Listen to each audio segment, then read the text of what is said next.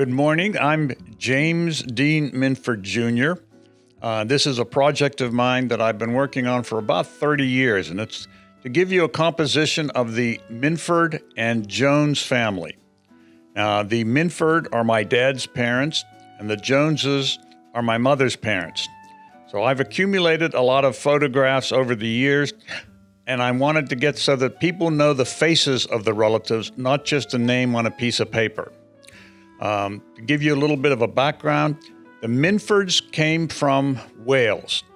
Originally, we thought they were from Scotland, but actually we found my dad did a trip and discovered that there are no Minfords in Scotland, and he discovered that they are from Wales. As a matter of fact, there is a town at the end of the railroad track in Wales that's spelled almost exactly like Minford, and it's a hard coal mining area. Now, that's what the original Minford came to the United States in the 1860s. He was William Minford I, and he was brought over by Consolidated Coal Mine to work in the coal mine in Large, Pennsylvania. Now, Large is a little small town right outside of Clairton, right next to Route 51. So William Minford I came there to be the superintendent of the coal mine. Now, the Joneses, my mother's side, the Joneses all came from England and Ireland. That's where basically they were from, mostly from England. Okay, so let's go to some of the pictures here. This is a picture taken in Ma Jones. Now, I'm going to give you some definitions first. Sometimes you'll hear me refer to myself as Jamie, because up to age 12, I was known to everybody as Jamie. My brother John, up to age 18, he was known as Kent. After 18, he became John. So if you hear flip-flop, I'm going to probably call myself Jamie because it's less confusing because my grandfather's name was Jim. So to keep the two separate, we'll do that. Now, this is the first picture. This is probably taken in the 1950s. It's taken at Alberta Richardson Jones. That's my grandmother on my mother's side. And this was taken in her living room. On the far left, we have Ma Jones.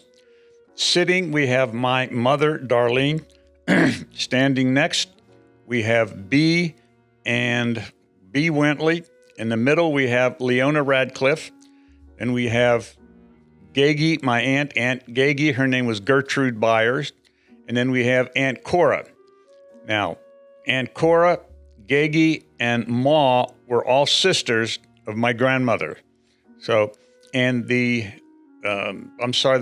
little skinny girl sitting next to the fireplace, that was B. Wentley. You had Nellie and B. Wentley. Nellie and B. Wentley and Leona Radcliffe were at all of the family get-togethers in my grandmother's house, and they were all old maids, but they always got invited to every Memorial Day, 4th of July, and Labor Day.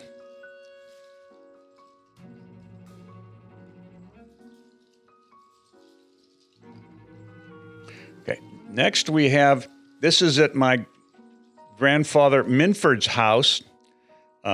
This is going to be on the far left. That's going to be Mrs. Hansford. Next to Mrs. Hansford was a friend of the Minfords, no relation. Next to her is Aunt Pline.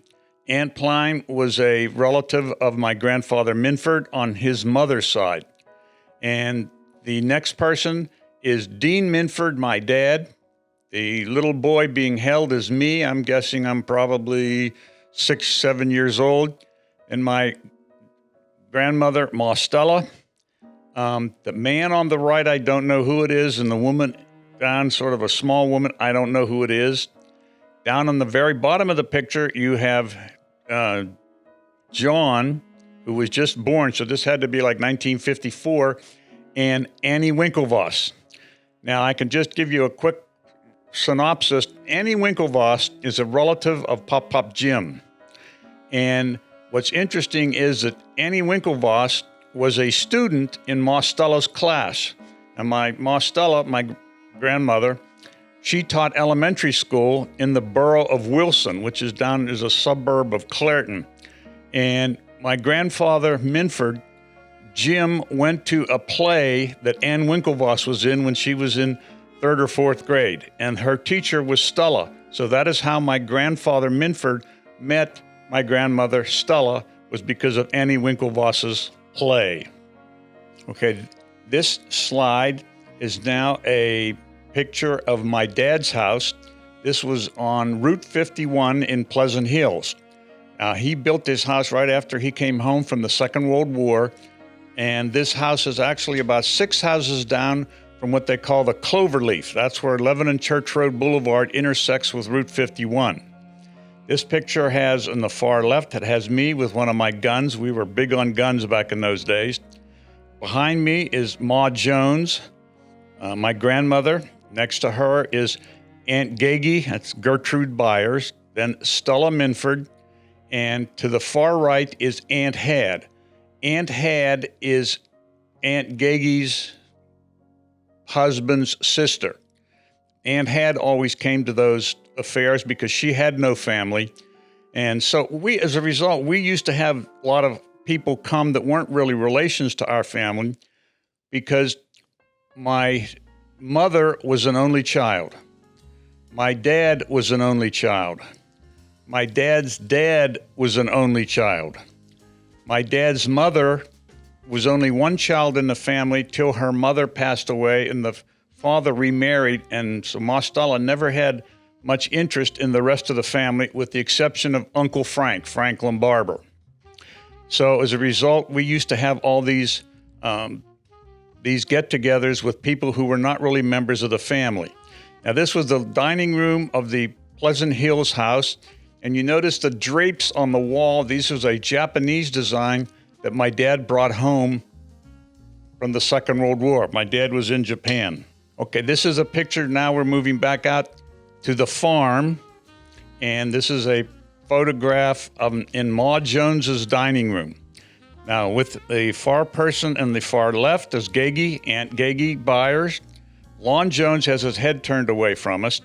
Ma Jones is next. Who the man sitting in front of the window, I'm not sure. The face turning us as you come around is Darlene, my mother. And the last picture on the far right is Art Byers. That was Aunt Gagey's husband. As a quick, you'll note, Lon Jones appears to have a very dark head. And there's a famous story in the family that they all went back in the 30s. They showed up at a black rally or something, and they sat down there, and the blacks took a collection, and they passed the plate around.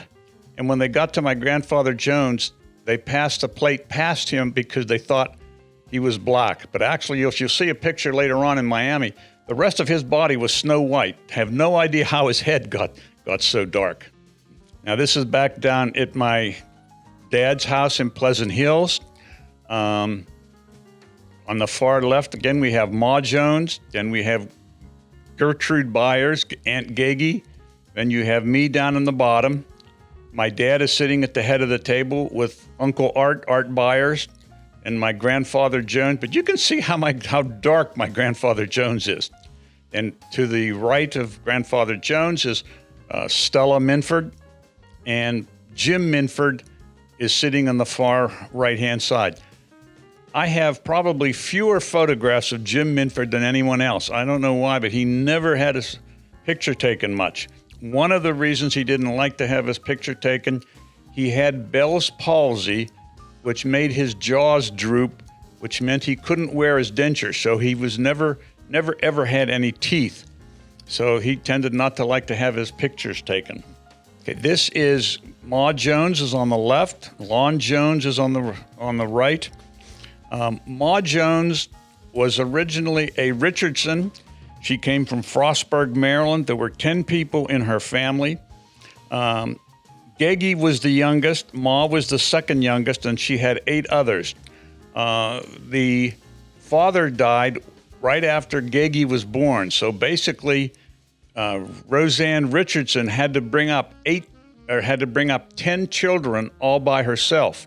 Now, this is back in the days when there was no welfare or Social Security or aid to dependent children. So she had to basically take care of all 10 children all by herself. Now, Lon Jones was a fantastic piano player. He did his first piano recital at age 3, and he got his start on the piano. He used to make money by playing in the old silent movie pictures. There would be a movie screen, and Lon Jones would come in, right in front of the screen, and then play the piano. And he would have to play music to correspond which was ever happening on the screen. So if it was a romantic scene with a man and a woman, then he would have to play a romantic piece of music. If it was an action piece and a chase, then he would have to play, and he would just go from one piece to another. And he would do this basically all day long. But he was very, very good at music.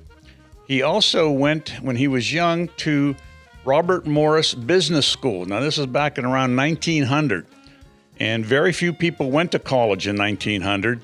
And he got went to business school, got a degree, and he worked for United States Steel in Clairton. And he ended up having 40 people who worked under him in the accounting department. And he ended up, after he retired from U.S. Steel from 50 years, he worked at Swift Homes, which is a manufacturer of homes. Okay, this is the Minford porch of Jim and Stella Minford's house at the farm. Now, let me explain the farm because it'll make things easier as things go along. I was very, very lucky when I was a child. Jim Minford, who lived in Wilson. Now, Wilson was a suburb of Clairton. Wilson used to be its own borough, but they were eventually incorporated by Clairton into the Clairton. And Wilson was right down next to the steel mill on Route 837. And Jim Minford originally had a Studebaker dealership, which he got in 1917. Between 1917 and 1940, he had a Studebaker dealership. And between 1930 and 1960, he had a General Electric appliance store right next to the Studebaker dealership. Now, at 1949, he wanted to get out of Clairton, which was very dirty and dusty because it was right next to the coal byproducts plant. I'm amazed that my dad and my grandparents all didn't die of lung cancer because the pollution was so bad. In those days, when I would go down to my grandfather's store, if you would look on the other side of the Monongahela River, because my grandfather's store was right next to the coal byproducts plant. If you looked on the other side of the river, it was entirely bare. There was absolutely no green vegetation of any kind on that whole hillside. That's because the pollution from the coal byproducts plant killed everything. So there was luckily the wind blew the other way from my grandfather's store. 1949, my grandfather decides to come out in the country.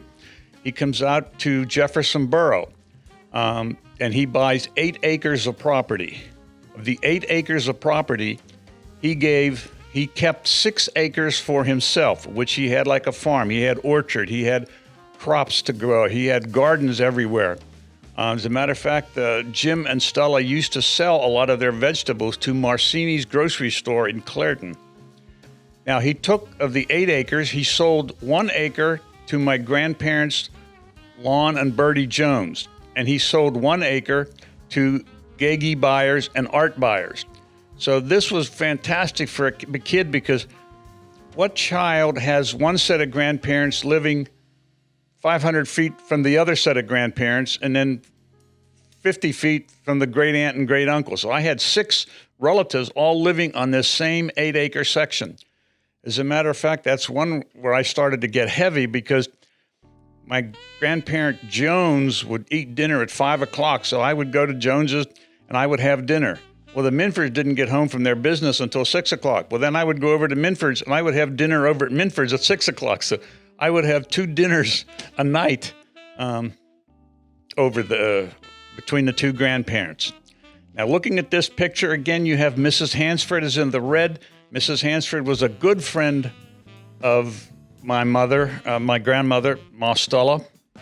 And then you have Ma Jones is in the blue, and then I'm sure Art's back there.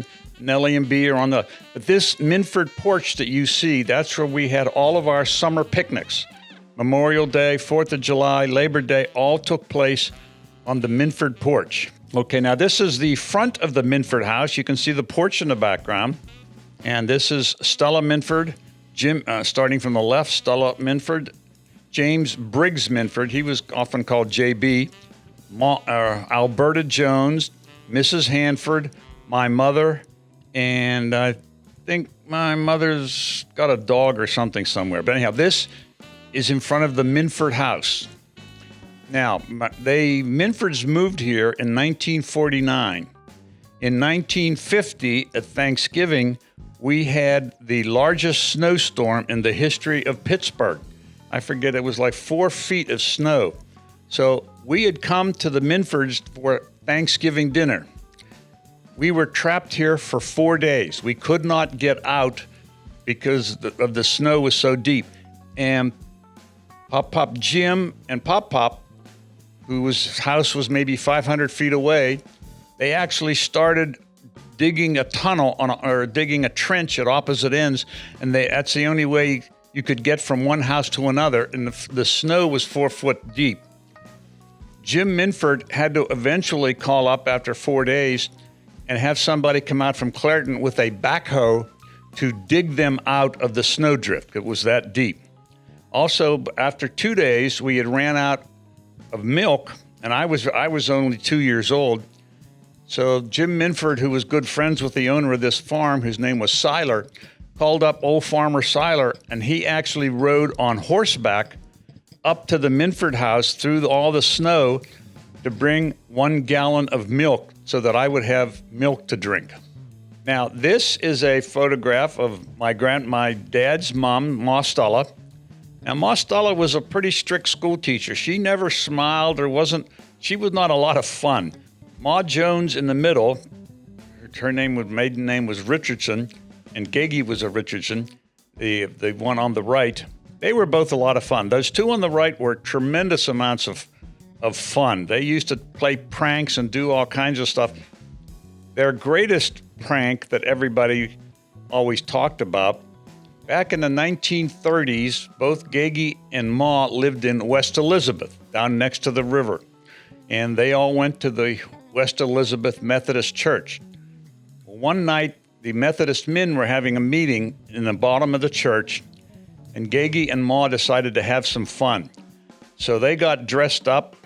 They put a white sheet over their head, cut some holes in it, got men's shoes, and they took a $1 bill, which was a lot of money in those days, and they actually, in the very middle of the Methodist men meeting, they walked into the church, walked up to the altar of the church, laid down $1 bill, turned around and walked out without saying a word. No one knew who it was. Everyone thought that the Ku Klux Klan had come to the Methodist men meeting. And the minister even said, "Thank you, sir," when they put the $1 down. Well, then Gagey and Ma got scared because next day there was all kinds of rumors that the Ku Klux Klan had showed up in a big Cadillac limousine, and there were all kinds of, well, then they got afraid, so they swore that they would never tell anybody that it was them that showed up at the West Elizabeth Methodist Church. And it was years later before anybody found out that it was both of them. Now, if you notice, Ma and Gagey are both dressed up in sort of old clothes. They were going along with Ma Stella to the celebration in Frostburg. Now, Frostburg is where Gagey and Ma grew up. Most of her side of the family is all from Frostburg, Maryland. Now, there's a little bit of a confusion here. Most all of the birthdays and dates and everything talks about Eckert, Maryland. Yet, I'd never been to Eckert, Maryland in my life, and all the relatives and everybody was always from Frostburg. So I don't know if they changed the name of Eckert to Frostburg or what, but Frostburg was where I remember because we used to go there all the time with Ma and Gagey. This is a picture, it has to be 1953. This was in Dean Minford's house on Pleasant Hills on Route 51. And what they did on this one was, it was Christmas time, obviously, and there was a man who worked with my Lon Jones, who he would dress up in Santa Claus and then go to a house, and then the parents left a bag of toys outside in the porch. And this guy would come up onto the porch, take the bag of toys, knock on the door and come in, and he would give the child the toys. Well, the child thought that Santa Claus was bringing the toys in. So as you can see on here, I'm white as a ghost because I was so scared when Santa Claus showed up to give me all of his toys. And you can see that there's a piano there. Darlene had a piano. Darlene played the piano. Ma Stella played the piano. And Lon Jones was a famous piano player, organist. Okay, this is going in, again, this is out at Ma Stella's house, out at the farm. Looks like somebody's birthday here. That's Lon Jones. That's John, little kid in my mother's hands. My mother, there's me, Ma Jones, and then I don't know who's next to Ma Jones. I'm not quite sure on this. Let me give you a quick incidence of background of Lon Jones. Lon Jones basically came from Baltimore. He was in a group of 4 brothers. Their father, believe it or not, Lon was the youngest of the 4 brothers. He was born very late in life because Lon's father fought in the Civil War. And he was actually injured in the Civil War. And because of his injury, he came and was put in a nursing home for the federal government for Union soldiers in Wheeling, West Virginia. So they came from Wheeling and they came to West Virginia. Lon Jones's mother ran the hotel in Elizabeth, PA, and that's where Lon then grew up. Also, Lon had a brother named Wilford. Now, Wilford was the only one of Lon's brothers that I ever knew. He was blinded when he was a young child. He had a job in Baltimore, and his job was to go around with like a little candle kind of a thing, and they used to have gas lights on the street, and they didn't have electric lights. They had a gas light, and so somebody had to go over and open up the little glass door, take this candle, and light the gas light for the evening. And he would go around and light so many gas lights every night. Well, one night there was gas that got in there, and when he opened up the door and put the candle in, it exploded, and glass fell down into his eyes. So Wilford was blinded for the rest of his life. And it's one of the reasons that the mother came to Pittsburgh, because he went to a blind school to try to teach him in Pittsburgh. And he had a musical talent. He became a piano tuner. He spent the rest of his life going all around tuning people's piano because he didn't need sight. He could just listen to the piano. So that was Wilford Jones. Also, there is supposed to be a story that I've always heard that Lon Jones was related somehow to Revolutionary War General Anthony Wayne. And Anthony Wayne, of course, that would mean that if that's true, if one of the Lon Jones's family came from Anthony Wayne, that we would be able to join the sons and daughters of the American Revolution. And I was always pushing my mother to join this, but for some reason or other, my mother never really seemed interested in it. Now, I say that's unusual because you'll see later on when Ann Odge shows up in the picture. Now, Ann Odge, who was a friend of my mother from college, and so we just called her Aunt Odge. Remember, we didn't have any aunts or uncles or cousins, so we got to pick our aunts. So Aunt Odge was just a college friend of my mother. She was an old maid from Cleveland, and she would come for a lot of the holidays and spend with us. But Aunt Odge was a member of the DAR. Okay, we're sort of changing a little bit here. This is where I currently live. And if anybody's been here to see me recently, you'll be amazed because there's no trees. When I brought this 20-acre piece of property, there was not a single tree on it because it was all cornfields. The farmer had plowed all the cornfields. So, for instance, you cannot see this right now because there's huge trees blocking your view. But and that's when we used to have 2 ponds. We had ponds, and the fish in the pond came from Sam Manarino's pond. We got them from Sam Manarino. So we had a lot of fish. I actually used to go down and feed the fish. But then at some point in time, whenever we got little kids, I had the ponds drained because I was afraid little kids would go down and fall in them, and I didn't want the responsibility. And after that, they never held water. By the way, this is 2020, and that blazer that's there, I still have it. It's out in the barn. Okay, now this is an interesting picture. This is Ma Jones and Gagey. Now, I'm guessing they're probably in their 20s. Ma Jones is to the left, and Gagey is standing to the right. Now, remember, they both came from Frostburg, Maryland. Lon Jones somehow met Alberta Jones, and he would go visit her in Frostburg. Now, Lon Jones had a best friend from West Elizabeth by the name of Art Byers. So Art Byers used to ride the train with him just to go to Frostburg, just to keep my grandfather company.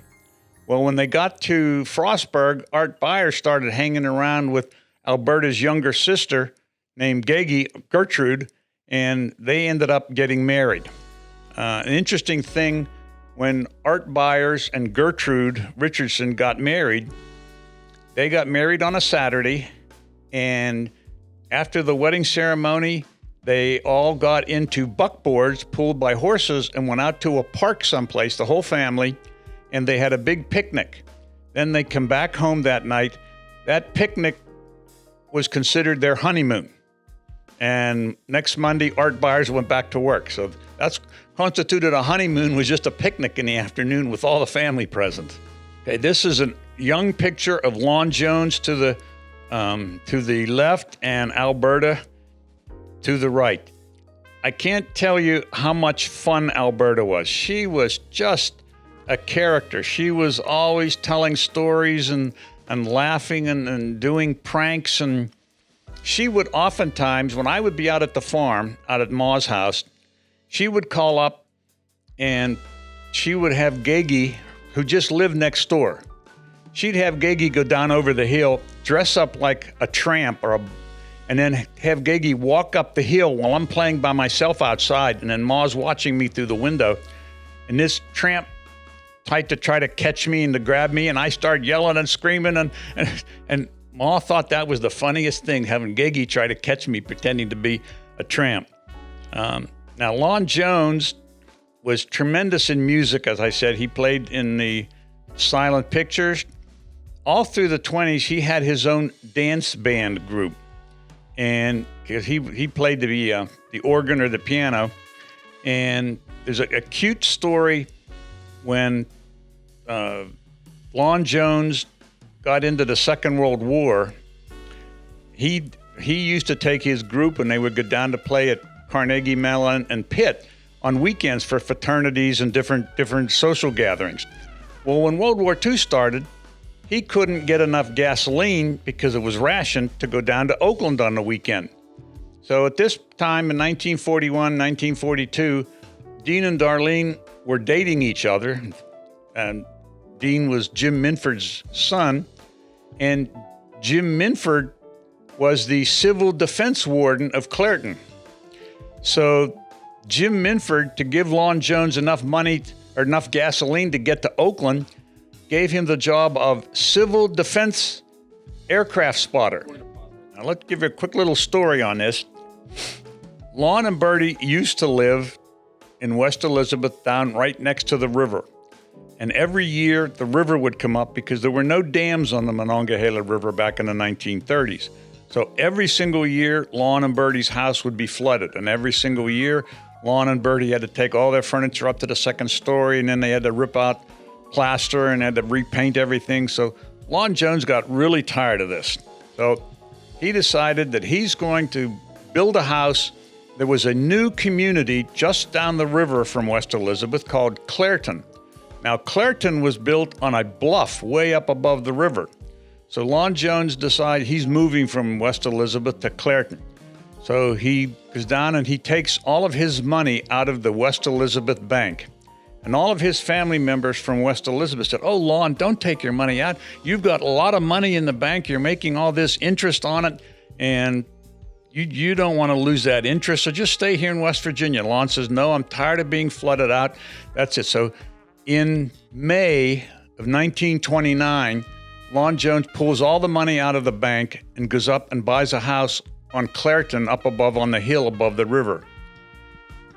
In November of 1929, the stock market crash comes. The West Elizabeth Bank closed its doors, never to reopen again, And everyone that had money in the West Elizabeth Bank lost everything, except Lon Jones, who had pulled it out 6 months ahead of time. So he lucked out on that particular deal. Okay, Roseanne Richardson and Darlene. So this has to be like around 1930, because I think Roseanne Richardson, that's Darlene's grandmother. Roseanne Richardson had 10 children, of which Gagey and Ma were the two youngest. And Roseanne Richardson came to live with Lon and Bertie in West Elizabeth. Darlene, who was my mother, she was a rather spoiled child because Lon and Bertie had a child around 1910 named Lorena. Now you'll see pictures of Lorena later on. Lorena died at age 12 from juvenile diabetes. She basically starved to death. She couldn't get enough food to eat. So at age 12, she starved to death, and everyone was always so sad because she died 6 months before insulin came on the market. So if she'd lived 6 more months, she could have taken insulin and probably had a normal life. So when Lorena died at age 12, Lorena was very talented. She sang, she danced, she did all kinds of skits. She was very, very popular. And when Lorena passed away, they closed the West Elizabeth School so that all of the school kids could go to the funeral. Now, this is Ma Jones is on the right, and Darlene Minford is on the left. I'm guessing Darlene is 2 years old, probably. Now, you can see by the old houses in the background that this is probably in the yard of the house where Joneses lived in down next to the river, the one that always flooded out. So when Lorena passed away, which was their first child, the Joneses had no children for about 5 or 6 years. And when Darlene then came 5 years later, her parents considered her a gift from God. And Darlene could basically do no wrong, which made for a tough personality later on because Darlene was always used to getting her own way. Anything she wanted to do, they gave it to her because they were so pleased about having Darlene.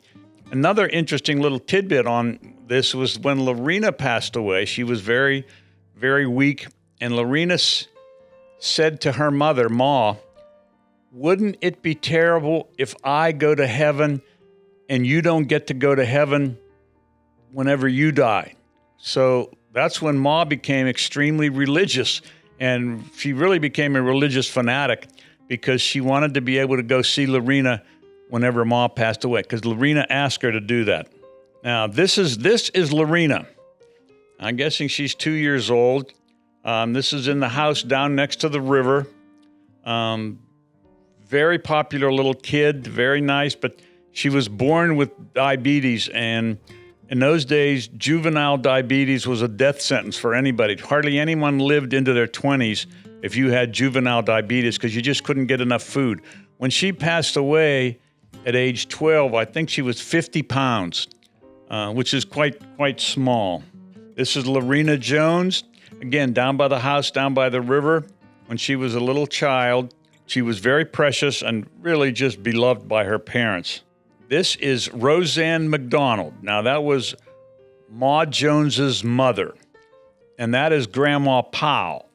And to the right, Grandma Powell, which was the mother of Roseanne Richardson. The problem with it gets confusing because we call her Grandma Powell. Now, I never met her, but everybody called her Grandma Powell, but she probably should have been called Grandma Richardson because the Richardson dad died in a coal mine accident, and Mrs. Richardson got remarried to a man named Powell. So, but Powell is not he's not related to the family, but those are the mother and daughter, Grandma Powell and Roseanne Richardson. Another picture of Darlene. That's Ma Jones to the left, Darlene in the middle, Lon Jones in the right. I mean, Lon Jones, always remember Lon Jones wearing a suit because he wore a suit every day because he was in charge of the accounting department.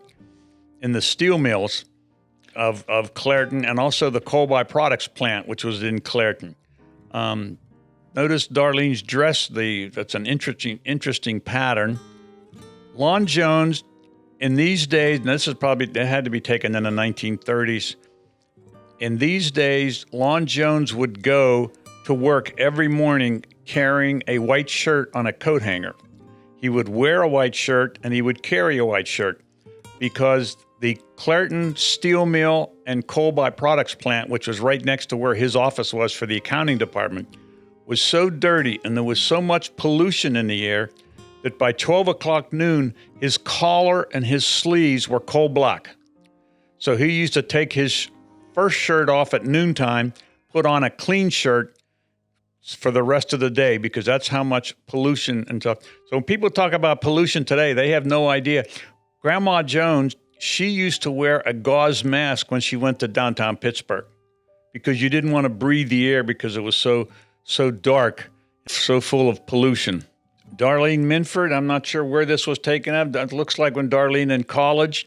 Darlene graduated from high school in 1940, along with 1941, along with Dean. They both graduated from Clairton High School.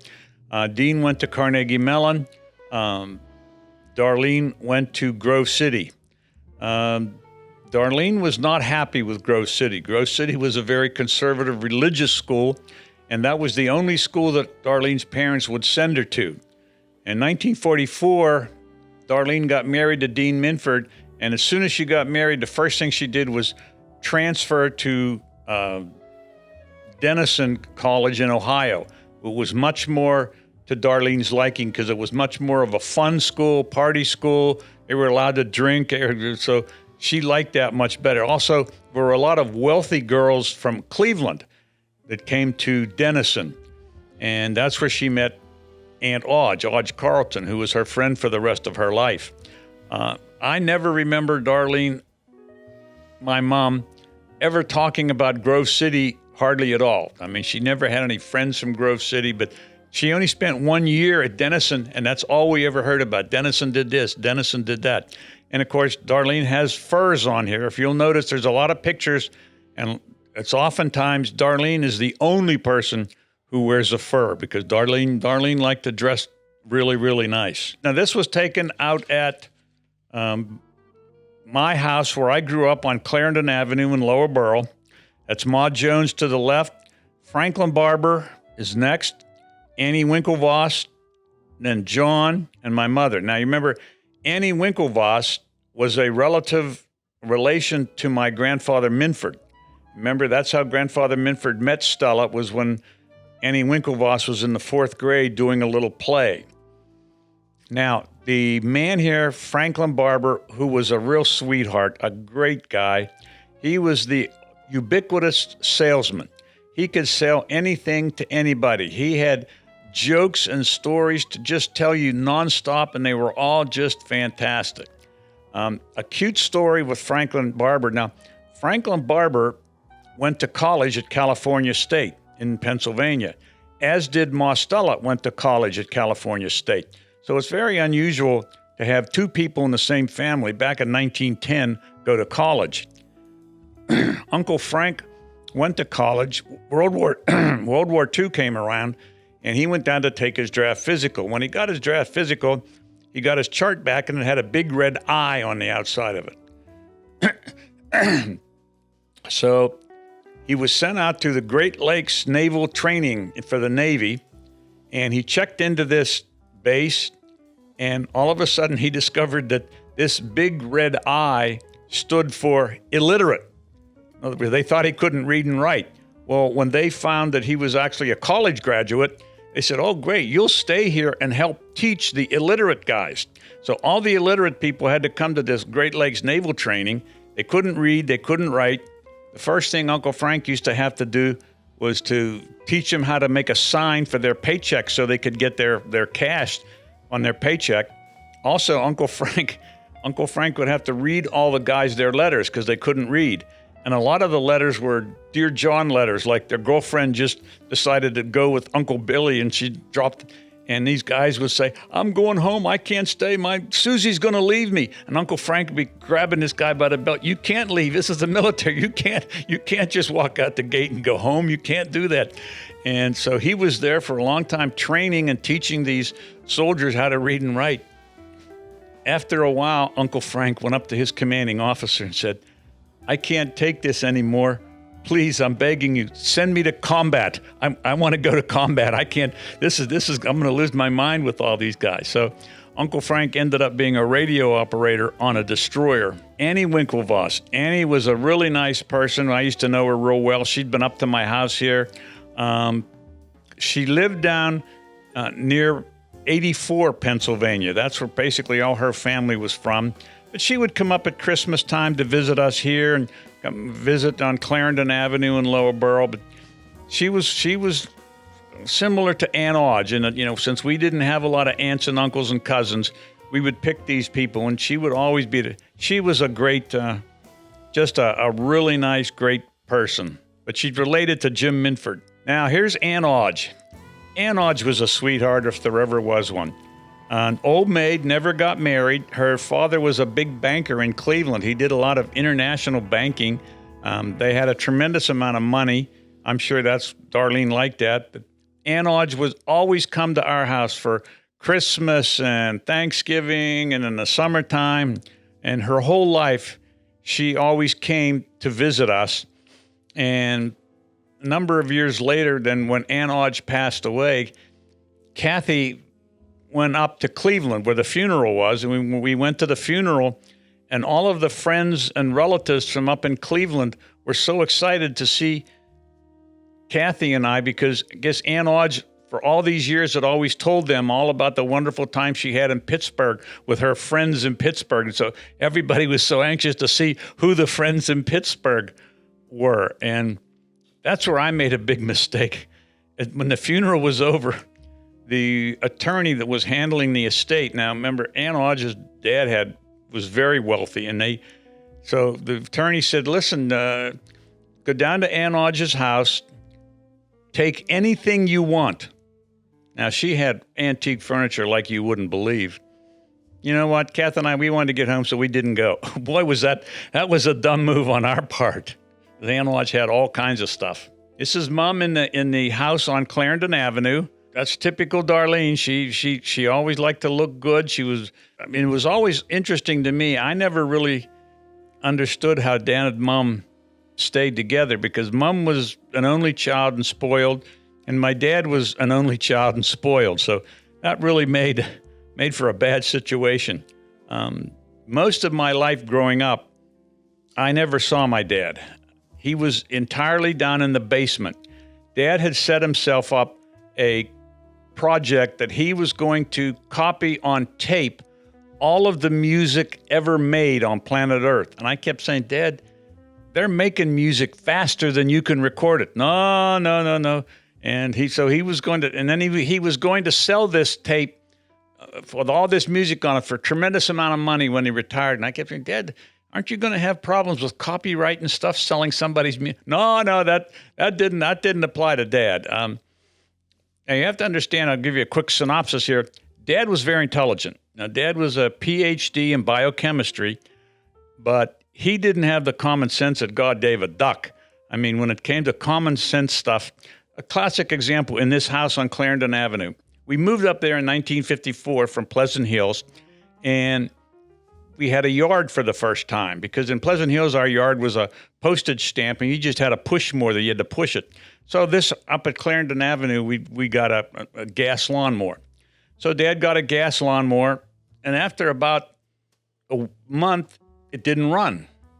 Couldn't get the darn thing to start. So he went out and bought a new lawnmower. In 1 month, he bought a new lawnmower. And so he said he wanted me to cut the grass. So I went down and I was going to cut the grass, and he came down in the garage and he's got, Jim, what are you doing? What are you doing? You're going to ruin my lawnmower. You're going to ruin. And I said, gee, no, Dad, I'm just doing what it said. I'm reading the directions on the gas tank. It said, put a half pint of oil in with a gallon of gasoline and mix it all up. Well, that's why the first lawnmower didn't work. It was a 2-cycle engine, and Dad never put any oil in the gas. So he just burned it up. So the lawnmower burned up, but he's yelling at me for doing it wrong, and I was the one that was doing it right. Also, it's interesting when Pop-Pop Jim died. Now remember, he had a Studebaker dealership, and he had unbelievable sets of tools. And so when he passed away, all the tools went to me because I used to go and work with my Pop-Pop Jim, and he knew I loved pools and would take care of them.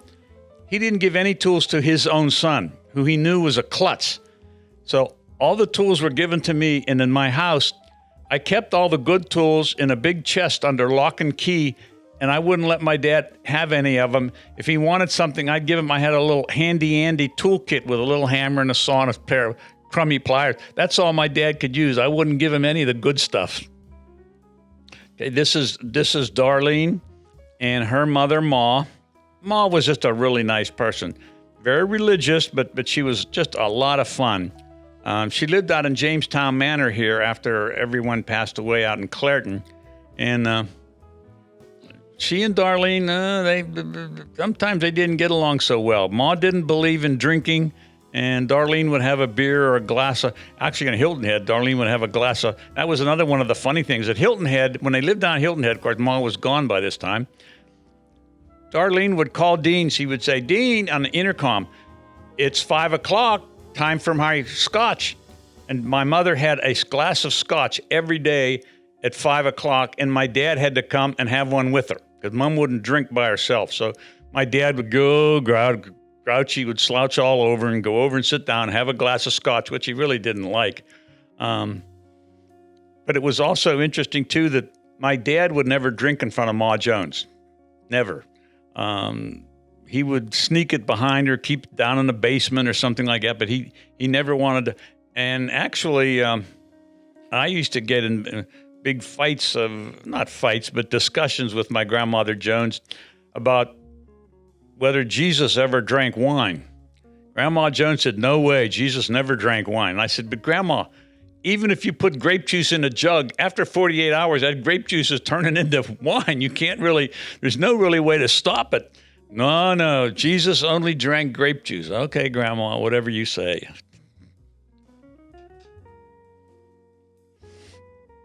Now, this is on the left-hand side. This is Karen Williams. Karen Williams Laufer is her married name. She was, Williams was her maiden name. That's her son, Eric, and that's Ma Jones. Now, this was probably the only person in our family that I ever palled around with.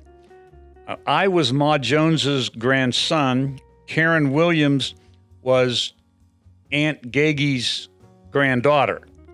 Gaggy had one daughter named Sarah Louise, and this was Sarah Louise's only daughter. So once again, this family only had one child. So there wasn't a lot of kids in our family. But Karen was a year or two older than us.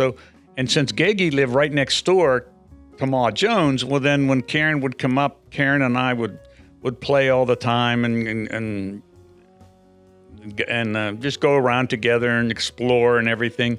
And Karen now lives down in outside of Washington, not too far from John.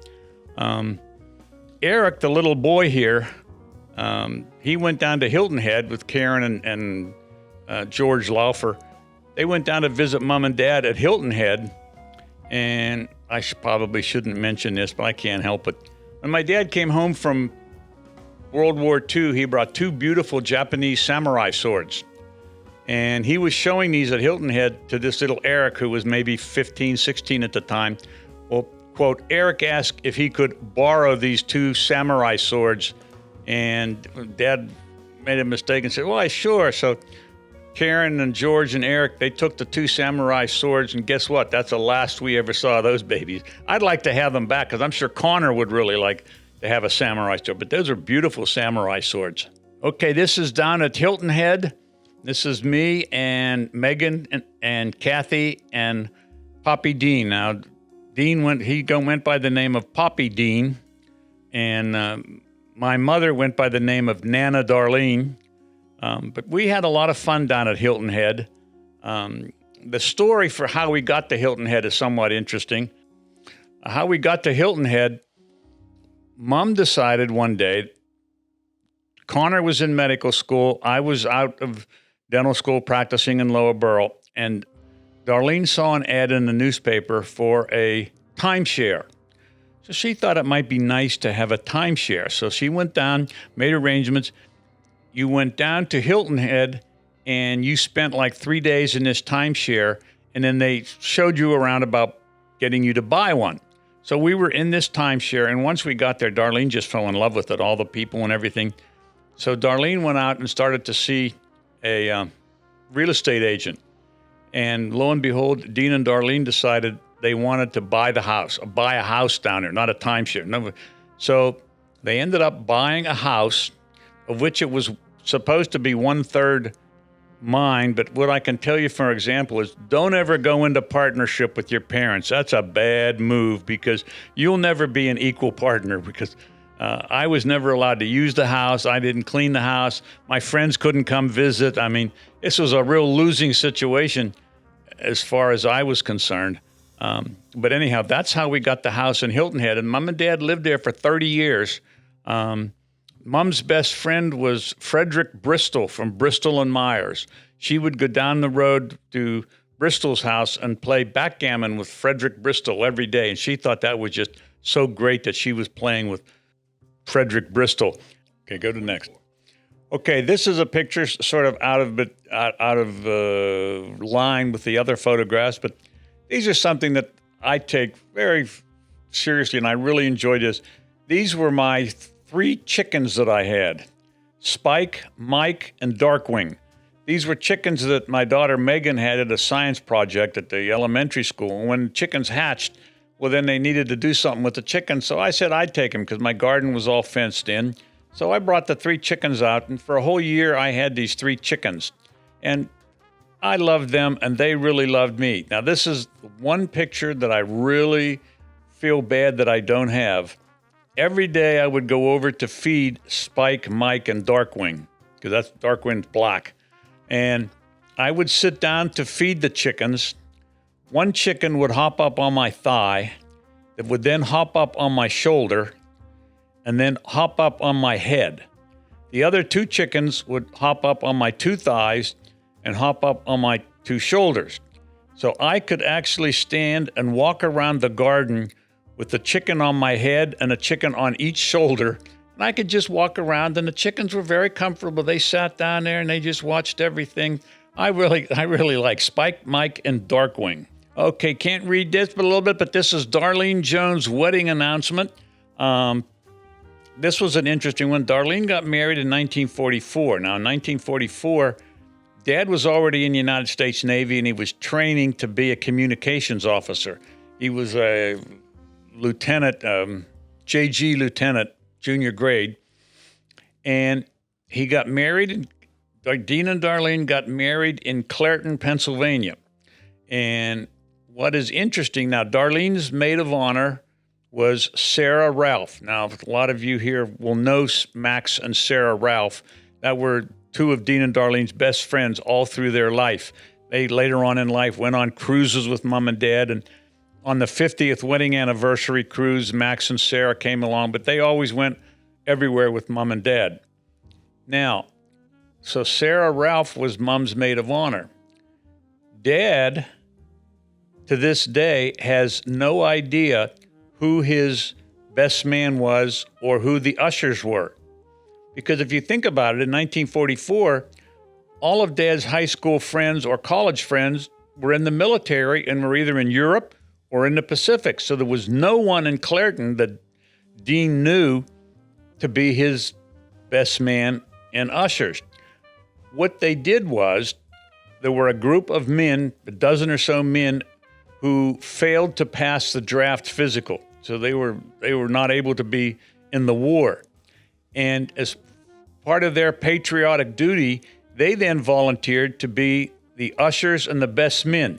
So these group of 12 people, they would be the ushers and best men at every wedding every week, because the guys that were all gone, so these guys all did it. So to this day, Dad has no idea who his best man or who his ushers were. Also, when Dean and Darlene got married on Saturday, Right after Saturday, they went on a honeymoon. Their honeymoon, they took the train to Harrisburg, and Harrisburg, they spent one day, and they came back Monday morning. That was their honeymoon. One day in Harrisburg, Pennsylvania. Not actually the greatest place in the world for a honeymoon. Then Dean went over to the Pacific, and Darlene went back to Denison College. This was a picture on the cruise ship when Dean and Darlene had their 50th wedding anniversary. I'll go through the people standing far left. That's Robert Minford, Terry Minford, Max Ralph, Sarah Ralph. I think that's Kathy. Then in front of Kathy on the far right, I'm on the far right.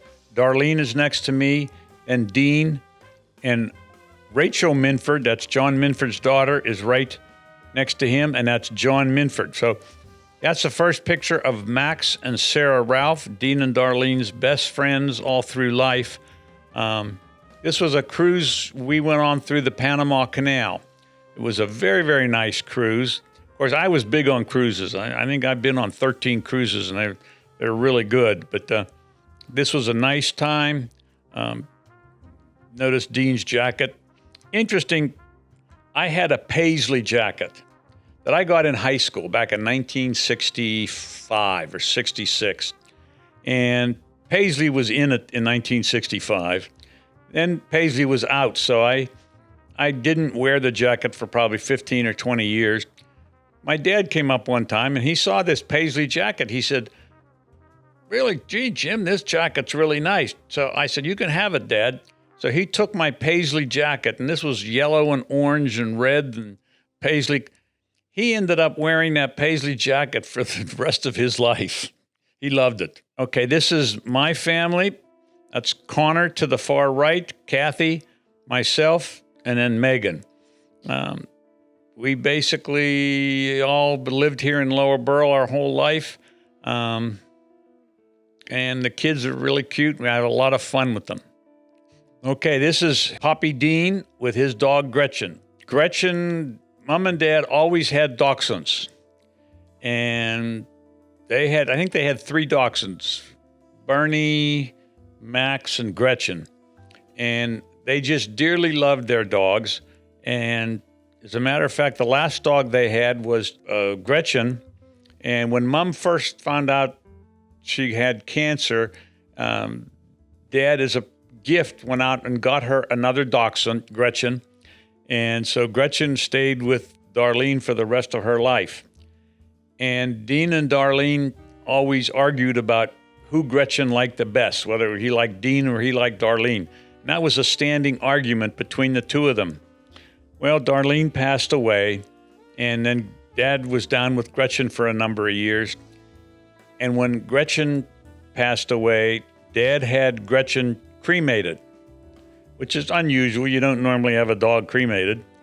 Well, he had Gretchen cremated, and one of the last things that Dad did when he was 93 at the nursing home, he got me aside and he made me promise that when he passed away, he wanted to be cremated, and he wanted me to pour Gretchen's ashes into his cremation jar with him, so that he wanted to have Gretchen with him for all eternity.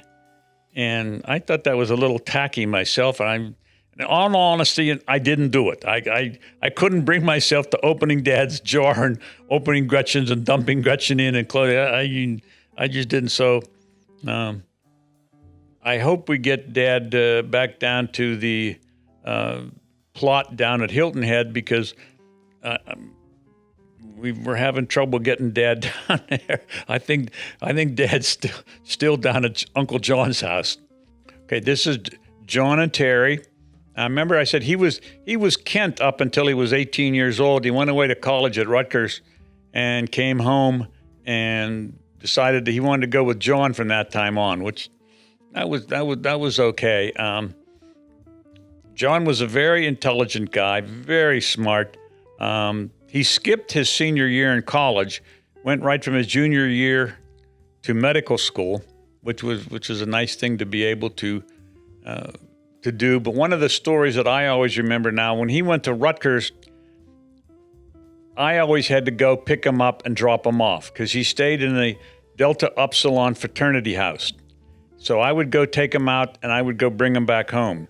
I always had to do that because had my mother seen the squalor in which he was living, she would have pulled him out of college and brought him home and never let him go back. So I had to always go there and pick him up. And one of the stories, his freshman year, he had a kid on his floor, a football player named Dennis Logan. And Dennis was a real nice, fun guy. So Dennis wanted to take John up to New York City, where Dennis was from. So John and Dennis on a weekend go up to New York City, and they're going all around. And Dennis they stop off at this bar, and John was really impressed because John's sitting in this bar, and people kept coming over, and strangers would go up and buy him drinks and this and that. And time after time, he had all these free drinks, and he says to Dennis, he said, wow, these people, they are really, really nice. So whenever Dennis and John left, Dennis got out in the street and he said, well, you do know that's a gay bar, right? He took them to a gay bar just so they got free liquor. Then John met Terry, and Terry went to medical school with John, I guess it was his residency maybe. I think it was his residency. And Terry thought that John was arrogant and stuff because John was pretty arrogant and stuff. So Terry didn't like him at first. She had to learn to like him. Terry's a great person. Her mom and dad are great people. Her dad, Nate, used to make these stained glass pictures that were absolutely scrumptious. I mean, he made me a stained glass of a P-51 that is just tremendous. Okay, this is a picture of Kathy Minford. We had to take a little pause here with the director because I wasn't sure who this was. But this is actually a picture of Kathy. Obviously before I knew her, because she didn't look like that whenever she worked down at the bank when I knew her. But this is an early picture of Kathy. Still very, very pretty. She's one of the most beautiful women that I know. Just really spectacular. Kathy Minford is the standard upon which all other wives are compared with unsuccessfully. I tell that to her all the time. That's a standard joke with me. Another picture of Kathy. When she sees this picture, she's going to be really upset with me for including this. She doesn't like these early pictures with the long hair. Another, probably a high school picture. Okay, Dean and Darlene on a cruise. They went out to see Devil's Island on their cruise. I got them started in cruises, but boy, once I got them started in cruises, they couldn't be stopped. They were cruising everywhere. I remember Mom went on a cruise with Sarah Ralph where they started in Germany and went all the way around Gibraltar and all the way around Spain and ended up in Italy. And another time they started in Italy and they went through this Suez Canal and went all the way over to Kuala Lumpur in Singapore, right over by Singapore. But they loved to go. Now, what they used to do, they were on what was known as a short list. They could go on a cruise with 1 week's notice. So they kept their suitcase bags packed all the time. And then if a cruise ship line wasn't able to fill the ship, they would call Mom and Dad up and charge them only one half. Well, then Mom and Dad would go. So they kept suitcases all the time so they could go within 1 week, and they had all their passports and everything. This is Dad with his music. Remember I said before that Dad wanted to tape every bit of music ever written, and I told him he was going to have some problems, but no, he didn't see any problems. And so he taped all of the rock and roll music, which I used to really love. Well, then I used to steal my dad's 8-track tapes with all the rock and roll music because he had every rock and roll song known to man on these tapes. So I would play these tapes, and after a while, I'm listening to these songs, and they didn't sound right. It didn't sound like you heard on the radio or anything like that. So all of a sudden, I realized that in order to save tape, Dad was only taping on one track on his reel-to-reel tapes. Well, a lot of these records were stereo. So if it was a stereo record and Dad only taped on one track, he would only get half of the song. So, and I didn't have the heart to tell Dad that he had taped all these songs and they were all no good because he'd only taped one track and didn't have the other one. Oh, there's Nana Darlene down at Hilton Head with Gretchen. Now that's Maxie there. Interesting bit of trivia. Max would sleep with Nana Darlene, and Max would sleep under the covers down at the bottom of the bed. This is up in Clarendon Avenue in Loughborough. When Dad would get up first to go to work, and when he's ready to leave, he would come in and get Mom up. When he would get Mom up, if he would sort of like shake her by the shoulder, under the covers, he'd hear this grrr. And next thing you see, this little dog's running out, chasing Dad. And he would actually chase Dad out of the room and down the hall because Max wouldn't sleep when Mom got up. He had to get up too. And Max didn't want to get up, so he would be desperate to try to keep Nana Darlene sleeping as long as she possibly could. Okay, this is Rachel and Megan. The cute story on this one was Rachel is 2 years older than Megan. So when Megan was 5, Rachel was 7.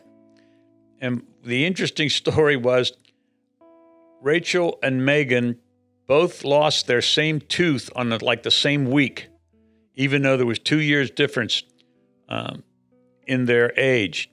Rachel went down to University of West Virginia and did very well in the equestrian. She was on the equestrian team down there. She rode horse. Of course, it was helpful the fact that her dad and mom had a horse farm and they boarded horses. They usually had about a dozen horses at their house. So that was always helpful. And talking about out at the horse farm, one time we went out with Connor and it was the same day that John and Terry were getting a truckload of bales of hay. They must have had 100 bales of hay to come to put up in the top of the barn.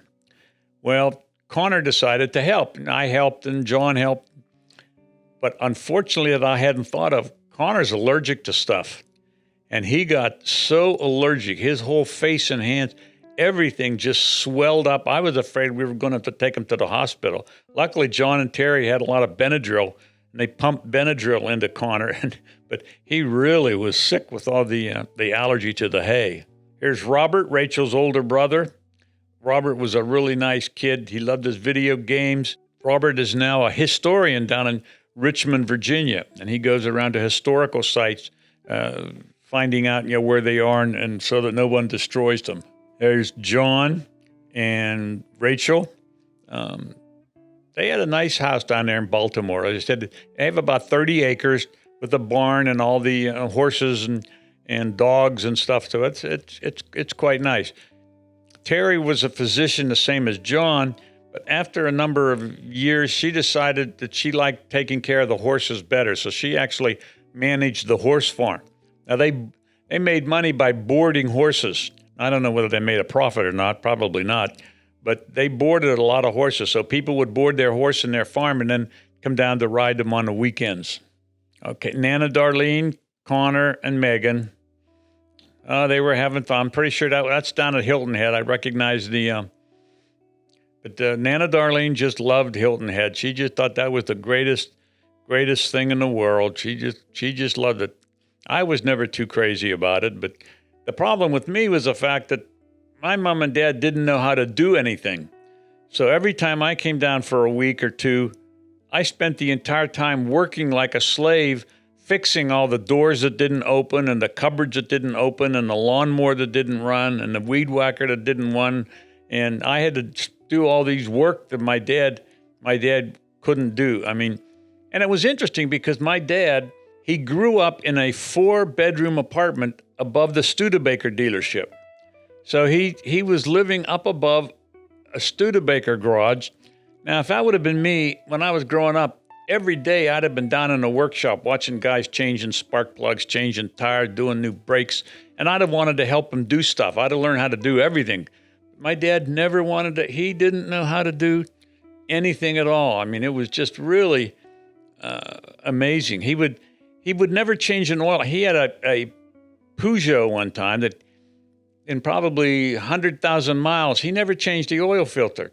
So when I got to my driver's license, I wanted to take care of the car, so I pulled off the old oil filter, and it didn't have a paper, but it had a metal screen. Well, the metal screen was all caked with like a 1/4 inch of solid clay, and there was a hole where the pressure from the oil had exploded the wire because it was so clogged.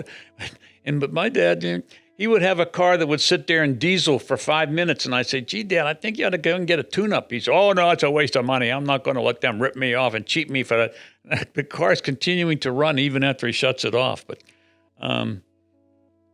that was just the way Dad did stuff.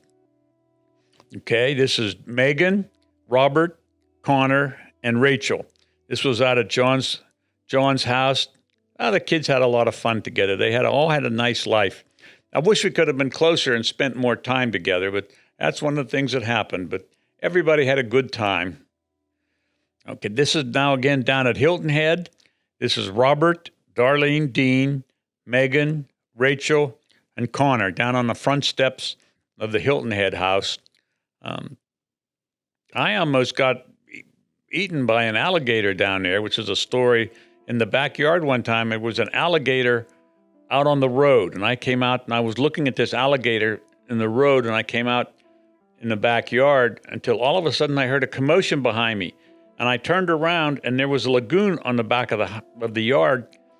Here was this huge alligator trying to get out of the lagoon to come at me. He was no more than 10 feet away, and his little legs were moving as quickly as possible, but it was a steep bank, and he was sliding on the bank, and that was the noise I heard, with the rustling of his feet spinning and slipping. But he very well, if that had been level, he would have nailed me, not have been gone. Okay, this is getting into the good stuff now. This is Dean Minford in the Second World War. I'm considering that Dean fought for the United States. I'm really surprised that we won, because Dad was just not so good. Now, Dad went up to Harvard and was trained in an Acorn unit. An Acorn unit is the officers and staff that run an airfield. So they can go into just an empty airfield and take over and start running it. They have all the radar people, the communications people, the maintenance for planes, fueling, et cetera, et cetera. So Dad was in the Navy. He took over to Pearl Harbor. He went over in a liner, and at Pearl Harbor, they switched Dad and the Acorn unit into an LST. Now, an LST is a landing craft, but it's a big landing craft. And so they went all the way across the Pacific. And Dad said they went across the Pacific in this LST full of Blatt's beer. And Dad said to this day, he can never stand the taste or the smell of Blatt's beer, because all the officers and guys, they spent all day, because this LST only went 10 knots. They spent all day trying to sneak down in the hold and steal Blatt's beer from the cases down in the hold. However, Dad got over to 1945. Dad's LST got over to Okinawa. The United States had just won the Battle of Okinawa, and there were 5 LSTs. Dad was in one of the LSTs when they got notice that there was a typhoon coming. So the LSTs all went out of harbor, went out into the ocean, and was hit by this typhoon. Dad said his typhoon steamed full speed into the typhoon for 3 days, and at the end of 3 days, they were 90 miles behind where they started. So the typhoon had actually blown them backwards. He said the waves were so big that when this LST went up and down on the waves, the screws would come out of the water. And when the screws came out of the water, the whole ship would vibrate just wildly. Also, Dad was there. You couldn't get out of your bunk, so he had a bunk next to a porthole. He actually saw one of the LSTs was down in the trough of a wave. Another one of the LSTs was up on the top of the wave, and the one LST in the top came down right on top of the other LST, and they were both smashed and instantly went to the bottom of the ocean with all hands were lost. So they lost everybody on the 2 LSTs. So that was a pretty thing. That for 3 days, Dad said you had nothing to eat, nothing to drink. You just hung in a bunk, and that was all you could do. All the trucks and equipment and things that were up on the deck and were chained down when the typhoon was gone, all those trucks and stuff were washed overboard. Everything was gone. So now Dad gets up. The the peace treaty has been signed. So Dad goes up and into a Japanese naval base, the LST, 2 days after the peace treaty was signed. The Japanese have surrendered. The LST opens up, and this Acorn unit goes into a Japanese naval base up in northern Japan, and they noticed that there were still Japanese soldiers wandering around with rifles and pistols, and they weren't really sure whether the Japanese had got the word that the war was over, or they didn't know that the Japanese cared that the war was over. So they actually barricaded themselves in the control tower for 3 days, watching these Japanese soldiers walk back and forth across the deserted airfield until the Navy sent in a plane with a Marine Corps security detail. Now, he was in that airfield for just, maybe a month or so when they decided to close it down. This Acorn unit got transferred to Kizurazu Naval Station on Tokyo Bay. And this was the big Japanese naval base on Tokyo Bay. And Dad was in the community of a communications officer. And while he was there, they had the peace treaty was signed on the battleship Missouri. Now, everybody in the world wanted to come for the peace treaty to see it. So this airfield was entirely filled with planes. They had planes parked everywhere. And there were so many planes that they had to send some of the planes off to subsidiary airfields to park them there because there was not enough room in the main air base, Kizurazu.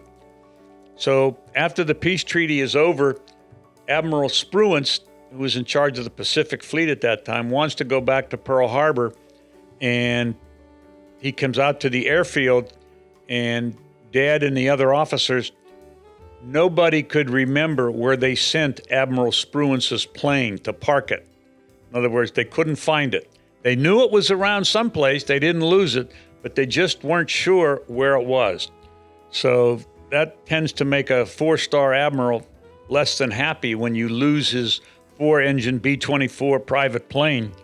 So they had to hunt around and hunt for his plane. So they hunted for Spruance's plane. They got it gassed up. It took off and went back to Pearl Harbor. The next week, Dad gets a message, report to Tokyo for disciplinary action court-martial. So my dad doesn't know what's going on, so he goes back into the MacArthur's headquarters in Tokyo, and there's this office, and he tell him that my dad is up for court-martialing. Apparently, it seems that when Spruance's plane left Tokyo, nobody bothered to inform Pearl Harbor that Spruance was coming in.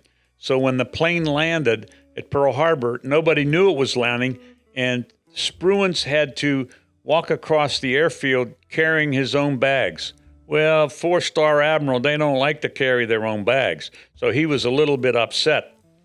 And so he's going to court-martial the guy that didn't forward the message, alerting them that Spruance, because Spruance's plane would have gone down in the Pacific, nobody would have known he was missing.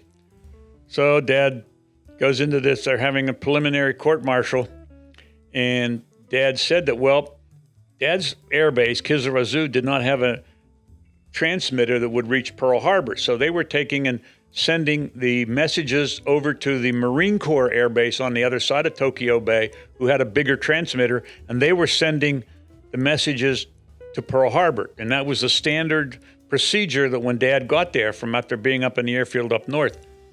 So Dad went in and told everybody this, and then he was told to go back to his station, and Dad was okay. And here they found out that when they sent the message over to the Marine Corps base, somebody misfiled the message and it never got forwarded to Pearl Harbor. So Dad said within 2 days, the officer in charge of the Marine Corps communications disappeared. He was gone. So I said to Dad, well, Dad, whatever happened to that man? And Dad said, I don't know what happened, and I wasn't asking any questions. All I know was that I wasn't going to Portsmouth Naval Prison. That's all he cared about. Okay.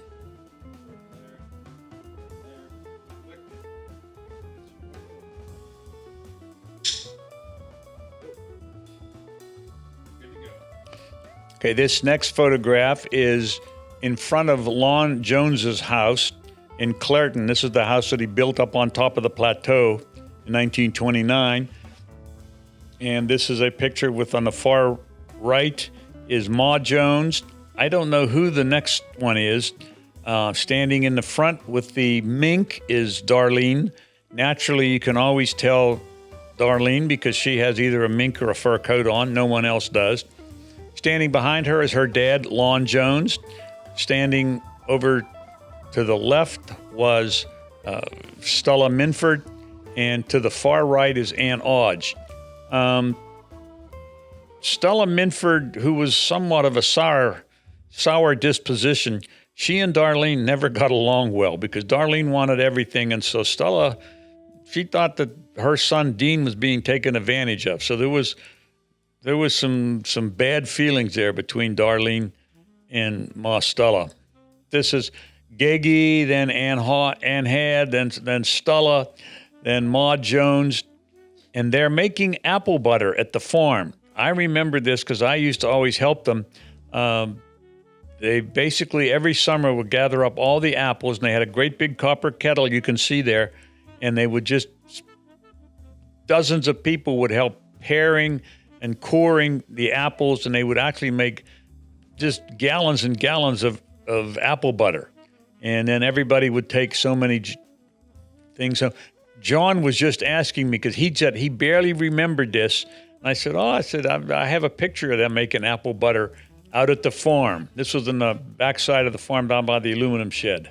Okay, this is me. I'm guessing me. So this is probably going to be close to 1949. It's Stella Minford, Lon Jones, and Bertie.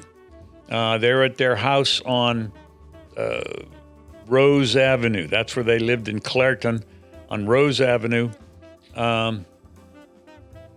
Interesting bit of trivia on this. Now, Darlene lived up here too. So when Dean and Darlene were dating in high school, Dean would come up and pick Darlene up. And one day, Dean was to come up to pick Darlene up, and he was a little bit late. And he finally came up and knocked on the door. Darlene opened it, and Dean was in this sailor suit that was all dirty and had blood on it, and Dean had cuts, and they opened the door, and Dean said, he held up the steering wheel, and he said, "This is all that's left of my dad's truck."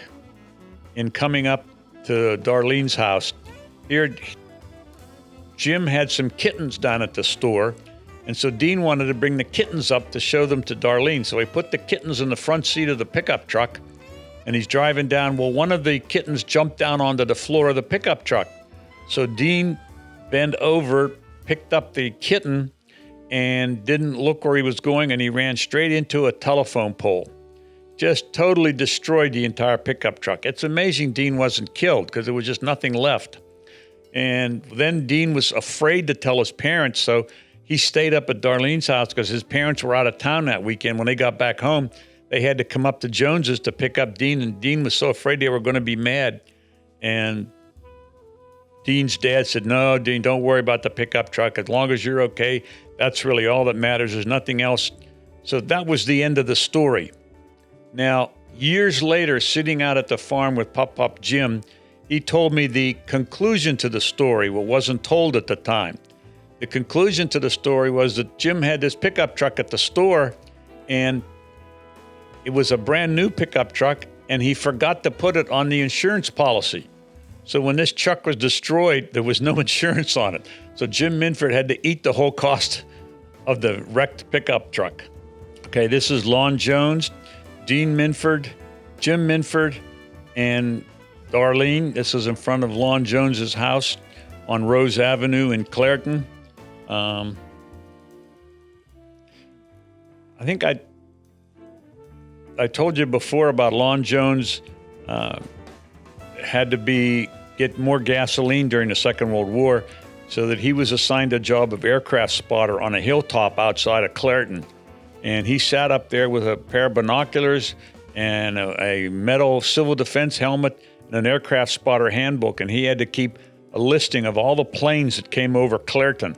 And but because he had this aircraft spotter's job, he got extra gasoline, and then that enabled him to go in to Oakland to play at these fraternity parties and stuff with the dance band. Okay, this is Jamie. I'm guessing I'm about a year old. I'm being held by Lon Jones. Jim Minford is behind me. They said there's not many pictures of Jim Minford. And then Dean Minford is standing in front. Jim Minford, he grew up in a large house in Large. His dad was a superintendent of the Large coal mine. And I saw a picture of the superintendent's house. It was a massive house had porches all the way around, 360 degrees. And this was the house that Jim Minford grew up in. And so Jim Minford went to school, and he was in the Pittsburgh Academy. It was a military school in downtown Pittsburgh. And that's where he went to high school. So he went to military school. And he graduated in 1910, and he went to Penn State after that, graduated Penn State in 1915. Graduated from Penn State in 1914. And then things get very hazy, because after Jim Minford graduated, he had a job with the Department of Interior. He was a surveyor. He went down, and after he graduated, they went down with the U.S. government, and he surveyed the Miami beachfront area, which is Collins Avenue. And he said back in 1916 or 15, when he was down there, you could buy Miami beachfront property for 50 cents an acre. And we used to say, oh, Pop, Jim, God, why didn't you take $200 and buy 400 acres of Miami beachfront property? But he said, in those days, nobody ever thought you'd want Miami Beach, because it was all alligators and malaria and mosquitoes and swamps. And he says, but it was selling at 50 cents an acre. Okay, this is Pop Jim is on the left. Lon Jones is on the right. Notice Lon Jones always wore a vest. Don't know why. He just liked it, I guess. And there's me in the middle. I'm not sure where this house is. So anyhow, Pop Jim, when he came back from being on the survey crew, he also had a job working for the Ledger Wood Paper Company in North Carolina, surveying for some of their wood trees and stuff that they had. So he worked there. But because he worked for the U.S. government and for Ledger Wood Paper Company, his parents back home said they didn't want him away because he was an only child. So they built him the Studebaker dealership. And so he came back to Clairton to run the Studebaker dealership. So 3 years out of college, he graduated college in 1914.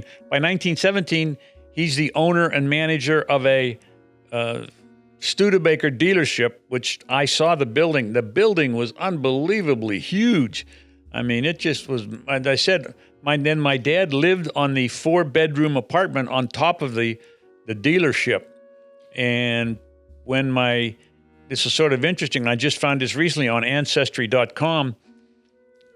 Jim Minford got drafted in World War I in 1917. So he was running the Studebaker garage. Well, when he got drafted, he needed somebody to run the garage. So he and Stella got married within like 2 weeks. And they got married just so she could manage the Studebaker dealership while he was away. So from 1917 to almost 1940, he ran the Studebaker dealership.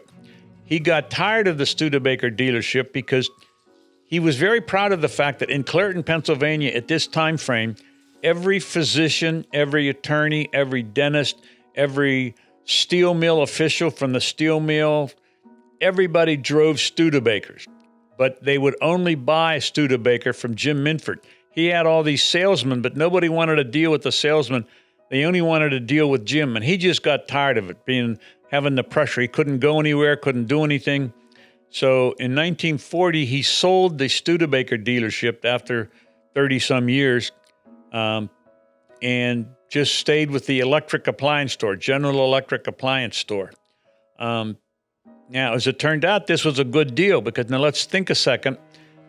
So he has this General Electric appliance store. Now, in those days, the only way you could buy electric appliances was from the dealership. So Westinghouse had their own stores, General Electric had their own stores, Hot Point had their own stores, Maytag had there was no, you couldn't go to like a Kmart or a Walmart or something and buy all kinds of stores. So when World War II ended, Jim Minford basically had this electric appliance store, and he supplied everybody with electric appliances. Now, when all these soldiers came home from World War II, they all wanted to buy a house. And when they all wanted to buy a house, they all wanted to have washers and dryers and TVs and radios and electric mixers and stuff. So it was a dynamite time to be selling electric appliances at the end of World War II. Okay, this moves us down now to, this is Uncle Art Byers, Cora, that was Ma's sister, and that's Aunt Cora. Now, next to Aunt Cora is Irma Frankenberry, and on the far right is Charles Frankenberry. Charles and Irma was Aunt Cora's, one of her two daughters. Aunt Cora had two daughters, Polly and Irma. Now, Irma and Charles Frankenberry, he was a nice guy. He was a salesman. He's holding me on his lap, but I remember going down to Frostburg, and he was always a fun guy. He'd take me out on sales trips and stuff like that. So he was a really nice fella. But Irma and Polly were Aunt Cora's two kids.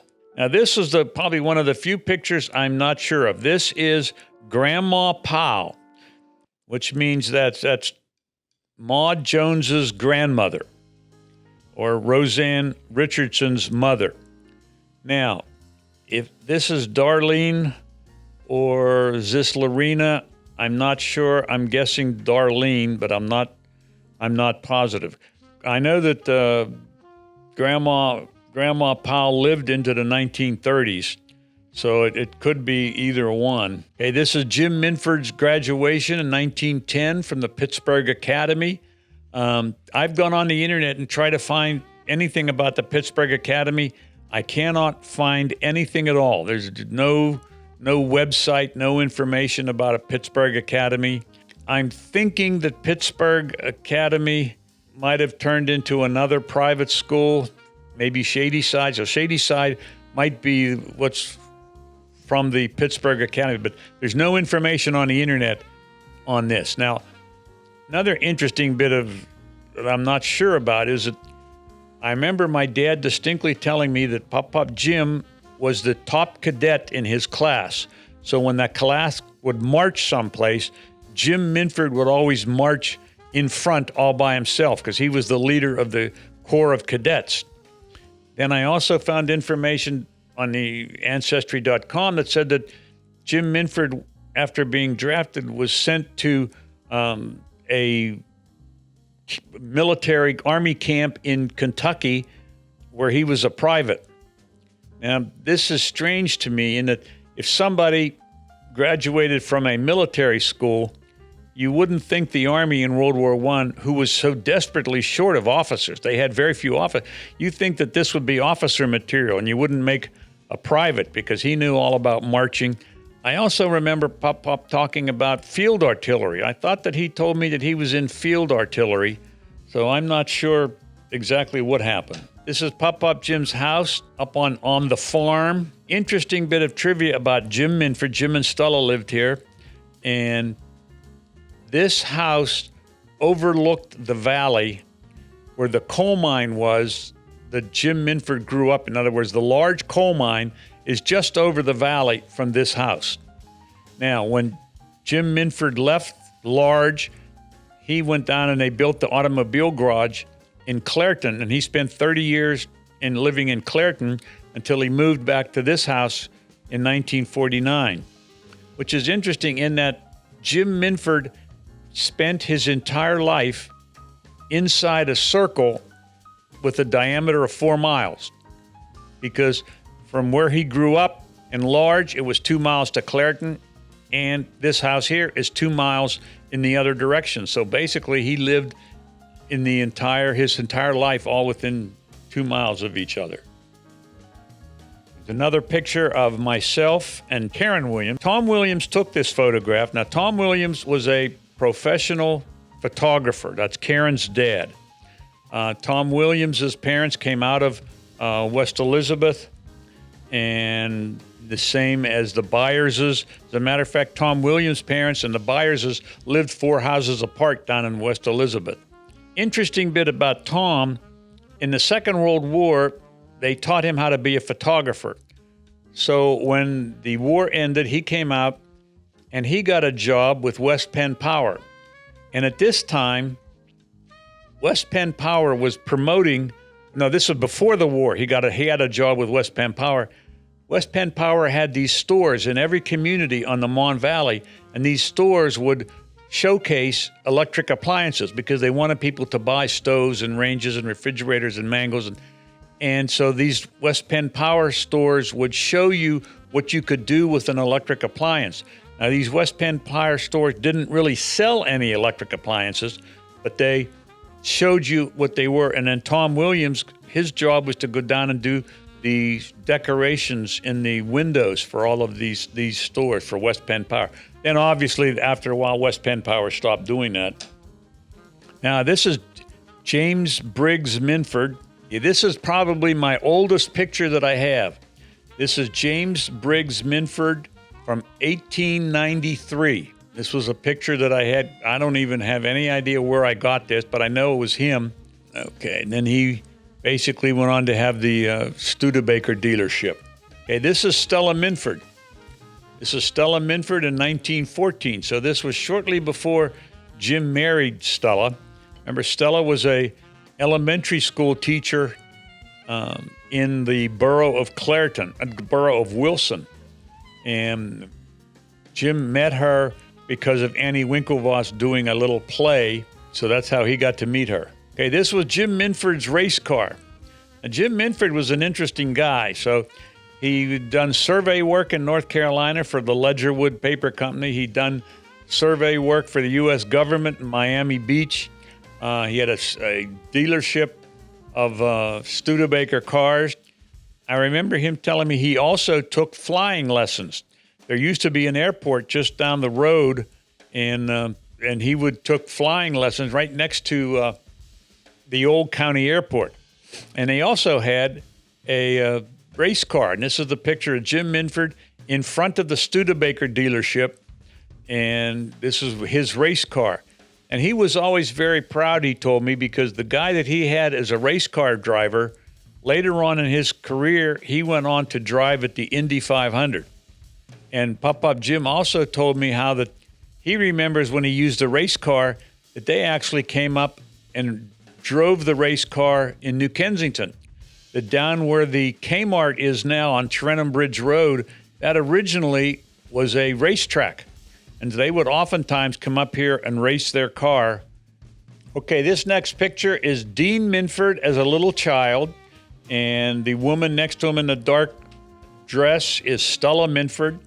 And next to Stella is Aunt Pline. And then the two crazy people next to Aunt Pline, I'm sure I don't know who they are. But this is sort of interesting to me because Stella was not really a fun person. So for her to be out with those two women on the right that are dancing and cutting up, it seems rather strange, but you can see how small Dean Minford is in this one. Okay, this is Karen Williams Laufer, and Sarah Louise is in the pink, and Tom Williams is in the right. Now, Sarah Louise was Gage's only child, and Tom Williams, I don't know if he had any brothers or sisters or not. Tom Williams ended up being the photographer for the Williamsburg restoration. So he would go down and anything that happened in Williamsburg, he was the official photographer. There's a cute story with this. When Tom Williams loved golf. So when Mom and Dad went to the Hilton Head house, they had the Harbortown golf tournament was there.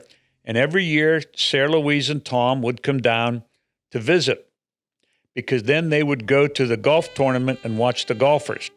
Well, one day, Tom was walking by the clubhouse up at Harbortown, and he sees a sign that says press passes with an arrow. Now, because Tom Williams was working at the Williamsburg Restoration, he also had a press pass for the Richmond Times. So in case anything happened in Williamsburg, he would take pictures for the Richmond Times and send it in. So just on the off chance, he goes down and went to where the press passes was, and he didn't say anything. He walked up to the woman and laid down his press card from the Richmond Times. Well, the woman said, "Oh, how to do?" And she gave Tom all these documents and forms and everything. Well, they gave Tom a press pass. Now, the advantage of the press pass is he gets to walk inside the ropes with all the professional golfers. So he would be walking with Arnie Palmer, Jack Nicklaus, and stuff, which, before when they would just come to visit, they'd have to be outside the ropes. Now he's inside the ropes walking with all the golfers and talking to them. And we found out later that what he would do, he would go to the last hole when the tournament was ending, and he would take photographs of the winning putt or the winning hole whenever the man was on the 18th hole at Harbortown Golf Tournament. He would take all these photographs. Then the next year when Tom came down, he would call up the man who won the preceding year and tell him, "Oh, I have this photo album that I took of you last year and for all these photographs." Well, then the golfer would always invite him over to his house. So he would go over for cocktails to Tom Watson's house or Green or Arnold Palmer or whoever it was. He and Sarah Louise would have drinks, and he never told us this until later on. You little stinker devil, because we never got invited over to Tom Watson's place. And it was cute because he would say, like, Tom Watson just won the tournament again this year. And rather than take her out for dinner, there's Tom Watson's wife. She's in the kitchen cooking dinner for everybody. But anyhow, so he loved his golf, and he loved coming to Hilton Head. And then Karen, as I said, Karen married George Laufer. Mom and I went to the wedding, and they live down in Woodbridge, Virginia, I believe now. Now, this is an interesting shot. This was James Briggs Minford driving an old, I don't know if that's a Model T or what kind of a car it is, but obviously it's an old car. And the interesting thing about this, if you look real close, I swear the steering wheel's on the right-hand side of the car, because Jim Minford is driving and he's sitting on the right-hand side. So I guess there was a time when they had steering wheels on the right-hand side. Now, Jim Minford always told that for his dad, which was William Minford II, he started his dad never drove. Jim Minford drove him everywhere. So Jim Minford started driving out in public at age 12, because there was no driver's licenses in those days. So he'd just drive anywhere you wanted to. Which also just reminds me, when he went to Penn State, there's another story that he told me he got a big kick out of. He would take, and he had a motorcycle, and we're talking 1916, 1915. He had a motorcycle. He would drive from Clairton, Pennsylvania to Penn State on a motorcycle in 1915 when there were hardly any paved roads. There was just ruts and dirt and tracks and stuff. It was just miserable to get to Penn State on a motorcycle in 1915. So he's going up to Penn State, and his favorite story was, he said, he was coming around a bend, and he came around a bend, and all of a sudden he saw like 10 foot in front of him, the bridge that normally went across this big, deep ravine had been washed out. And he was going real good speed, couldn't stop. Now, somebody had put a 2x12 plank across this ravine with some supports. He just froze and drove the motorcycle on the 2x12 plank all the way across the ravine, got over to the other side, and wiped out because he was because he just froze solid. Because if he'd have gone off, he'd have been killed, because it was a big distance down to the bottom of the ravine. So he gets over and he wipes out on the motorcycle on the other side. And there's an old guy sitting up against a tree, and this old guy goes to him, "By cracky, son, that was the best motorcycle driving I've ever seen in my life." My grandfather's heart was pounding because he just was lucky he wasn't dead. This is Alberta Richardson and Gertrude Richardson, probably somewhere around 1915 to 1920. Actually, Alberta Richardson was quite attractive, and Gagey was quite attractive too. They were both sisters, married two best friends from West Elizabeth, Lon Jones and Art Byers. Now, this is another one. I'm thinking if this is 1920, then that must be Lorena, because I think Lorena died in 1922 or something like that. And this is Lon Jones with Lorena shortly before she died of diabetes. Okay, this is Gagey Richardson Byers and Art Byers. Ma used to say that Art Byers used to be sort of a tough guy, that he used to, a lot of times in the old days, back in the 30s and that, he'd carry a gun. So he actually carried a gun with himself. Another interesting thing, Gertie and Art Byers live right next to Lon and Alberta Jones. Art Byers never drove a car in his life. So as a result, Art Byers and Gagey, they had to go everywhere with Lon and Alberta. So when they went to the store, to the barber shop, to the beauty shop, to the doctors, Lon Jones had to drive them everywhere. And supposedly it was because a long time ago that Art Byers tried to get a driver's license and he wrecked a car. And after that, he said he never wanted anything to do with driving a car. So that was the end of that. Jim Minford and Karen, another one of Tom Williams's picture. You can always tell that when Tom Williams takes a picture because it's very nicely framed and the people in it are centering. This was closely to the time. There was a time when Tom Williams took a photograph of Karen and I and sent it in to the Post-Gazette and won a photo contest. And as winner of that photo contest, Darlene and I think that was, Karen was down in Williamsburg, Virginia, but the winning prize was a trip to Atlantic City. So Darlene and I went out to the Allegheny County Airport on Lebanon Church Road Boulevard. We took a DC-3. Now, it was the only time I ever flew. And remember, DC-3 was a big plane in World War II. It was not pressurized, so you couldn't go above 10,000 feet. And it was bumpy as hell. And we went out to Atlantic City, and we spent a week in Atlantic City, paid for by the Post-Gazette. Okay, this is Jamie and Lon Jones. I'm guessing I was 6 months old, something like that. That's all I remember. I don't remember about this, but I remember them telling me that when I was born, we were living in Pleasant Hills. My mother's, the water broke, and she had to go to the hospital, McGee Women's Hospital. And so she told my dad to get in the car. We were going to go to the hospital. She told Dad then, you better call them and alert them that we're coming. So Dad went into the house, and he was in the house a long time. Then he came back out, and he said, they don't have a phone number.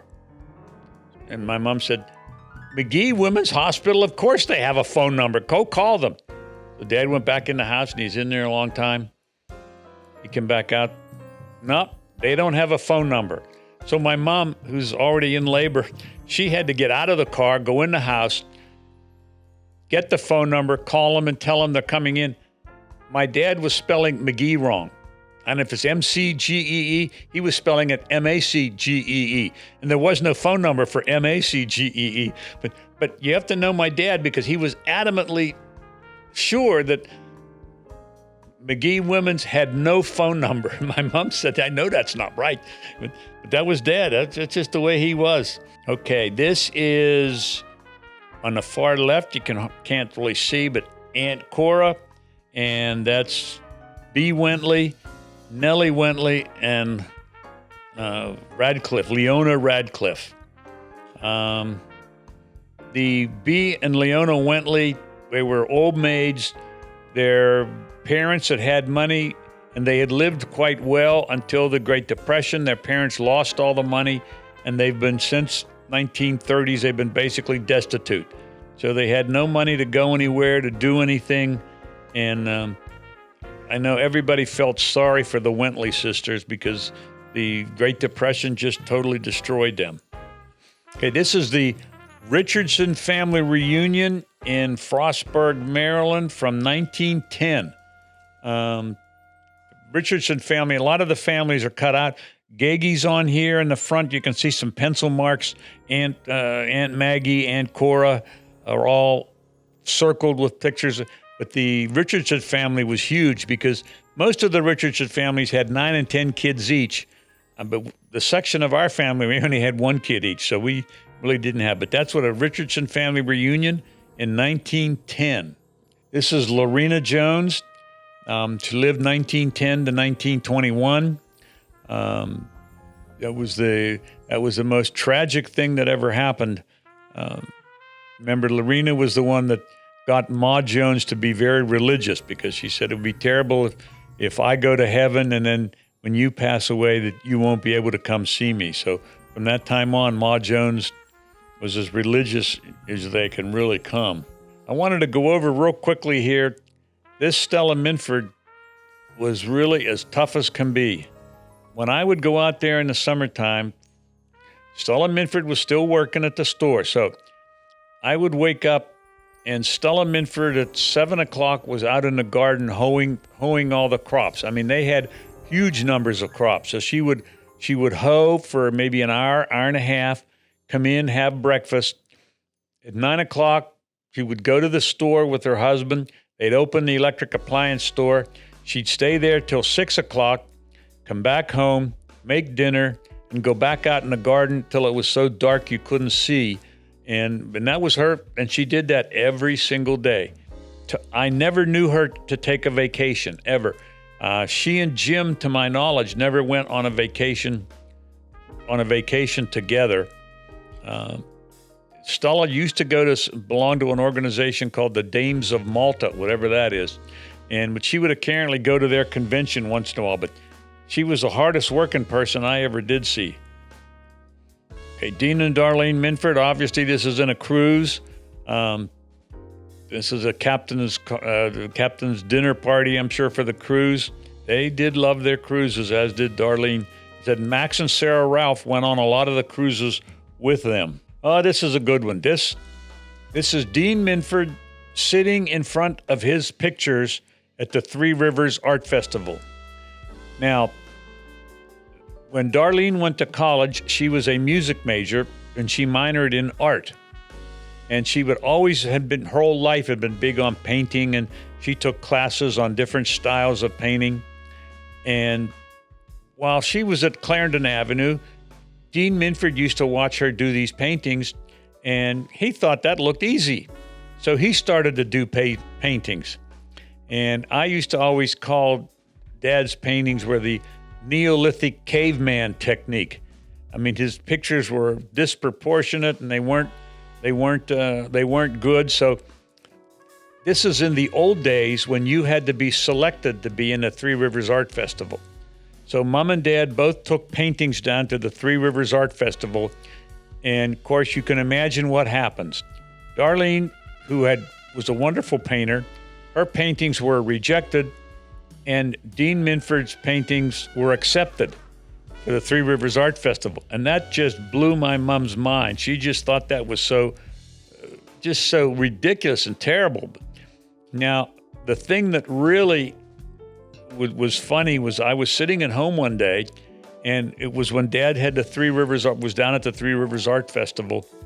And there comes a thing on Channel 13. We're watching Channel 13, and there's the art critic going around to different paintings and describing different paintings and what technique they were and all this stuff. And all of a sudden, she comes to Dean Minford's paintings, and she shows him these paintings in this picture. And the art critic said, "Oh, if you notice that the person who painted this, he was using the parts of the body were disproportionate. This was to show lotta, and then it would show the colors and the screens." And my mom is sitting at home on the couch screaming, "No, it doesn't. It shows he doesn't know how to paint. He doesn't know how to do anything." And Mom was screaming and yelling and throwing stuff at the TV set. And Dad couldn't understand why, because he thought this was very normal. Now, if you look at the picture on the bottom here, this is important, because I was there when Dad had to put these up. That picture on the bottom with the little gold thing on the side and the blue square or something, that picture was originally to be held 90 degrees rotated. When you put the picture up the way Dad had painted it, it stuck out over the bottom of the board that you had to put your paintings on. And a judge came by and said, "Sorry, sir, but you can't use that painting because you're not allowed to extend over the border of the panel." So Dad took this long and not too narrow picture, rotated it 90 degrees. Now he had a narrow but not too long picture, and that's the only one he sold. He sold it for $90, and it's hanging. So somebody's got this painting hanging sideways in their house. My mom just lost her mind on that one. And the other thing that was that Mom was in music. That was her music major in college. And Dean had a great voice. Mom and Dad met each other in Clairton High School choir. Clairton at that time had an octet and a double octet, and every year they would make the state finals in music. And Dean and Darlene were both in the octet and the double octet. And so that's where Dean and Darlene met. But Dean then decided to, so when I grew up, Mom was the choir director of the New Kensington Methodist Church. Dad was the choir director of the Arnold Methodist Church. Dad was also choir director of the New Kensington Synagogue. And it was so fascinating because Dad said he would actually ended up then after he became the cantor in the Jewish synagogue. Now, of course, everything is in Hebrew. So they just had to teach Dad how to pronounce the Hebrew words. So he would get up and belt these songs out and just rattle the window panes in the building. And these people used to come the day after the service was over in the synagogue, and they'd say, "Oh, Dr. Minford, I never heard that song sang with more emotion and more passion than what you did it. It was just spectacular." And Dad used to thank them and smile, and he'd come home. He'd say, I didn't have a clue what I was saying. He had no idea because he didn't know what the Hebrew words meant. They just taught him how to do it. Now, Lon Jones was a piano player, and his signature piece, and I think I have it on tape somewhere, he used to play Stars and Stripes Forever that would just knock your socks off. I mean, his hands was flying up and down that keyboard doing dun dun dun dun dun dun dun dun dun dun dun dun dun, and he would just go and go and go, and he was really a spectacular.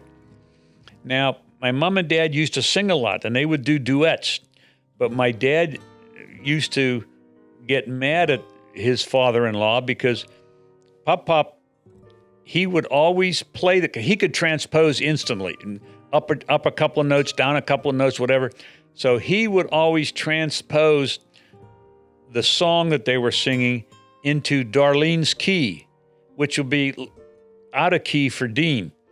So Dad used to always get upset because, yeah, but your dad always plays those pieces in your key, not in Dad's key. Dad also was in Pittsburgh Savonards, which they do Gilbert and Sullivan musicals, and he used to participate in those all the time. Now, Dad's acting was hideous, but his singing was really fantastic. Okay, there's Darlene. I'm guessing junior high school, pretty somewhere around in there. So that was a picture of Darlene. Also, I didn't know this just till recently when I was going through to make this up. I didn't realize that my dad had a quartet when he lived in Pleasant Hills, and the name of the quartet was the Sharps. And the Sharps consisted of Dick Dodd, Bob McMichael, and my dad, and I forget who the other one was. But anyhow, they had a musical group, and they would go around to different things, and they would sing as a quartet. Helen Hirth was the director, and she also played the piano. Okay, that's a picture of the farm. That was the entrance to the farm. Pop Jim had the entire farm enclosed with fence, and that was the gate.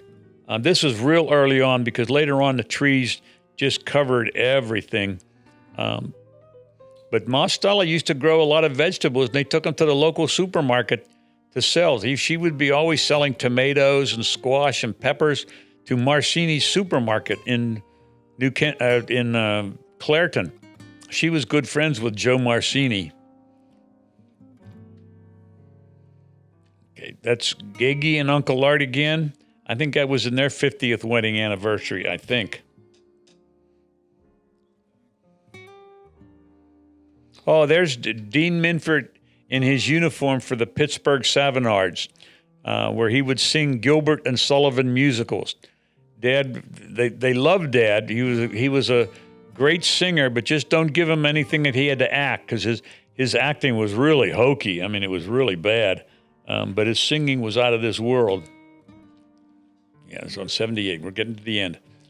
This is Robert Minford, Rachel Minford, and Megan Minford.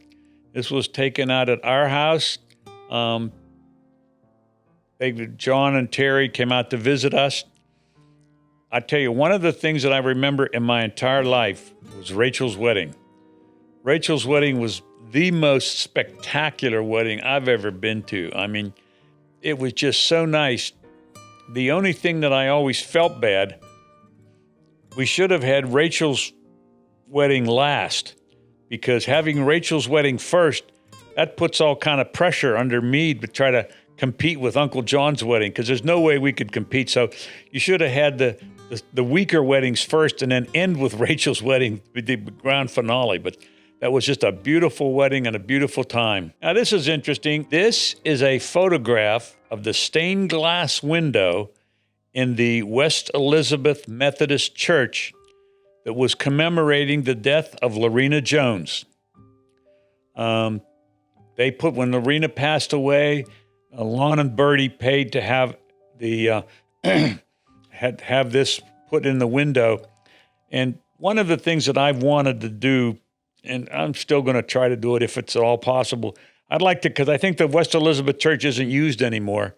So what I think I'd really like to do is to go over and buy this stained glass pane that has Lorena Jones's name in it, and bring it here in the house or something like that. But I took a picture here. I guess I took that in probably 1980, maybe 1990. So the stained glass is still there. And I'm sure most of the people in the church have no idea who Lorena Jones is, because she died in 1920. Okay, this is the West Elizabeth Methodist Church. These are where the stained glass windows are on. Also, the two red doors are the doors that Alberta Richardson Jones and Gertrude Richardson Byers went in dressed as Ku Klux Klan members to the Methodist men meeting one night and put $1 in a collection plate. That was one of their piece de resistance, was one of their tricks, man. But they were afraid after a while. Okay, this is the window with Lorena Jones at the bottom. This is a whole picture of the stained glass.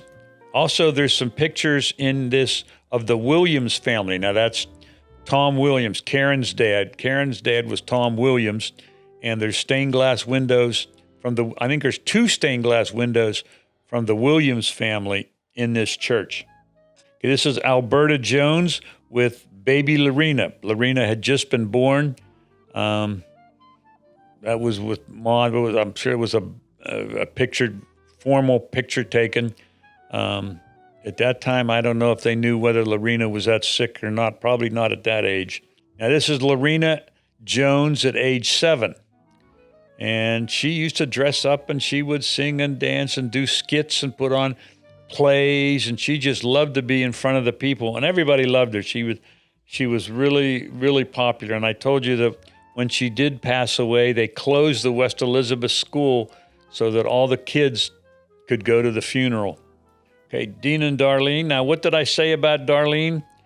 Mink coat again. Every time you see, if it's at all humanly possible, she's got a mink coat. She loves her mink coats, always did. And there is Dean. I think this is whenever they were up in Harvard, because Dad went to school in Harvard to learn to be the ACORN unit, to be a communications officer. So Darlene was up living. I think he was up there for 6 months studying to be in an ACORN unit.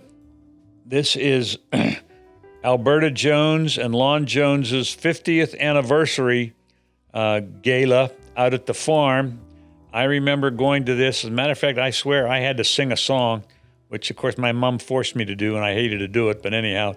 But I never saw so many. They had big big picnic tables out there that Papa Jim had set up. Big picnic table just filled with gold stuff. I mean, gold vases and pictures and dishes and you name it, because everything was a golden anniversary. So they had so much stuff. That was also the last time I ever saw Wilford. Was at the 50th anniversary. That was Lon Jones's blind brother. By the way, just as a quick side note, I always only thought that Lon Jones had 3 brothers, that there were just the 4 brothers in the Jones family. But I got a phone call a number of years ago from somebody calling up and asking me about the Jones family. And here there was a girl in the family. The first child born was a girl, and she passed away within 1 year. And then the 4 boys were born. So it actually was 5 kids, 1 girl, and 4 boys. Dean and Darlene, I think that was their 25th anniversary cake. I don't remember where the party was, but we have a lot of pictures in that upstairs. I included this. This is to get to the other side of family. This is in case nobody's ever seen. This is Russell Simmons. This is Kathy's dad. Nicest guy in the world. I mean, it's amazing. There's certain people that everybody just like. And everybody likes Russell. And even after he passed away, and I'd have people come into the office that had worked with Russell, and they said, "Oh, Russell was a great guy. I wonder if Russell was a wonderful guy." He just always smiled. Now, Russell lost his hearing. He was born able to hear, but he got a disease in his childhood and lost his hearing. So as time went by, he lost the ability to speak. He originally could speak, but then after not being able to hear anything, he couldn't actually pronounce the words. So that was close to their anniversary out at our house. Here's Megan. Megan was a beautiful young lady. Megan's graduation from Burrell High School. I see Burrell High School. I don't know what they're going to do for school this year, but whatever. Robert Minford. Robert, that's John's son. Robert was a handsome guy, I tell you. And it's amazing, when they were growing up, Robert and Connor looked a lot alike. I mean, if you stood them side by side, you would swear that Robert was an older brother and Connor was the younger brother, because they really looked a lot alike. I feel bad for this. There's Terry in the foreground, Rachel in the background, and Rachel's husband, Tim Molyneux. I'm sorry, Tim. This is the only picture I have of you, so I couldn't get a better one, but that's the only one I had. So that was with, I think, Connor's high school graduation out at our place when we had a big picnic. And John and Terry, Rachel and Tim, they all came. Now, that's Kathy's parents, Russell and Nancy Simmons. As I said, Russell was a sweetheart, as was Nancy. They were both just wonderful people. I always felt bad for Russell and Nancy. There was one year that we had a dental convention in Hawaii. Now, Kathy's sister, Joanne, is married to a dentist in Erie. So we decided that we wanted to go to the dental convention. The 4 of us were going to go to the dental convention because we could write it off. So we had just had a baby that was about a year old, and Steve and Joanne had a baby that was 30 days older. So basically we had 2 babies a year old. So when the 4 of us went to the convention in Hawaii, we dumped our babies off with Russell and Nancy. So for a whole week, they had to take care of 2 babies, and they said it was an ordeal. They weren't ready to take care of 2 babies at one time, and that probably wasn't real nice. We probably shouldn't have done that. But Kath and Steve and Joanne and I, we had a really nice time in Hawaii. Dean Minford. Now, this is the Dean that I remembered from up in the nursing home. This was Dean, and he was up in a nursing home. I would go up probably 4 times a week. We'd sit and talk, and we would talk about all these different things. That's how I learned a lot of the information and stories, because when Dean was 93, I was the only person he could talk to who knew all these people. So when he talked about Aunt Pline and Jim and Stella and Uncle Frank, I'm the only one that knew who they were. Nobody else had any idea. So Dad always enjoyed talking to me because I could tell him all about all the other people. And he had a good time up at the Concordia Nursing Home in Sarver. It was a really nice place. Dad was just sort of hard to get along with, but aside from that. Okay, this was Connor playing football. Connor's, I think, 63 or something like that. I wanted to put this in. Connor did really well playing football. And the one game they had, it was the one year they were playing against Kiski-area. And Kiski-area was a much bigger school than Borough, more students. So they're playing football against them. Connor was playing left tackle, and the game was 0-0 getting toward the end of the game, and Burrow was driving. We got down to like the 5-yard line, and the coach called out a special play. They pulled Connor out of left tackle and put him over right between right guard and right tackle, which was Bates was the right tackle. And anyhow, they put Connor right in the backfield, and they gave the ball to the running back, and all three, the right guard, Connor, and the right Bates, the right tackle, they just drove straight ahead and plowed through and knocked all the Kiski guys down on the ground, and Burl ended up winning that game 6-0. That was a good game. This was Megan for a prom. I'm guessing it was a prom. I'm not sure. Megan would know better than me. Very, very, very beautiful young lady. Okay, there's Kathy, Terry, and John. I think we're at one of Rachel's horse things, or else it looks like it's cold. A couple of times Rachel had these equestrian shows. It got sort of nippy outside, but Rachel was really good in equestrian events. She had her horse, and she really did a nice job and was very, very, very pretty. Looked great up on the horse. She was just a beautiful young lady. There's Rachel at the equestrian show. She won a lot of awards. I mean, she would come home with medals and trophies and all kinds of stuff. But that was it's the only time I ever went to an equestrian show. It was really quite nice. This was the only time in my life that I paid to have a suit made just for me. Oh, God, it's that ugly white one. Oh, Kathy hates this suit. I had this made for a cruise, and this was snow white. And the vest had gold buttons, and the cuffs had gold buttons, and the shirt. Before we ever got married. Shirt had black frillies on the outside of the shirt, and I had snow white floor shine shoes to wear with this. I tell you, I was the cat's meow wearing this suit, baby. I mean, it was really something. This is a nice picture of the Simmons family. Now, this is Kathy's family. Going around, starting on the left-hand side, we have Aunt Joanne. Going up to Uncle Steve, Uncle Billy, Aunt Janet, me, Kathy, coming around down to the front corner. In the middle and the bottom is Michael. Then Zachary. Then going up you have Megan. Moving over to the right is Rachel. Going up is Sarah, and going over is Mackenzie. So these are the three Simmons kids and their families. I wanted to put that in. Okay, this is a picture of George Richardson Jr. They are the children of Alice Bird and George Richardson Sr. Now, George Richardson Sr. was a traveling Methodist minister in the Eckerd, Maryland area. George Richardson Jr. is sitting in the middle next to his sister. A lot of people that look at this picture think that Jim Minford, which is me, that I look a lot like George Richardson Jr.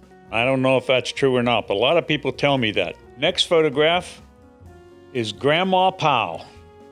Grandma Powell, she's also known as Mary Ann McDonald. Oh, Mary Ann McDonald. She married in 1846 McDonald, who died in a coal mine, and then she married Mr. Powell. So actually, Grandma Powell could also be called Grandma McDonald because McDonald was the father of all the kids that we're related to. Powell had no children. Next picture is James Briggs Minford in the military Pittsburgh Academy Military School. His photograph. He was the head cadet, the Corps cadet, who marched in front of everybody. Another interesting bit of trivia. There's no photograph for this, but J.B. Minford used to always to love to tell the story. J.B. Minford had his Studebaker dealership, and he had a dog named Jack. And J.B. loved Jack. Now, Jack was a huge, big German Shepherd. Now, right next to Clairton was another town called Blair, Pennsylvania.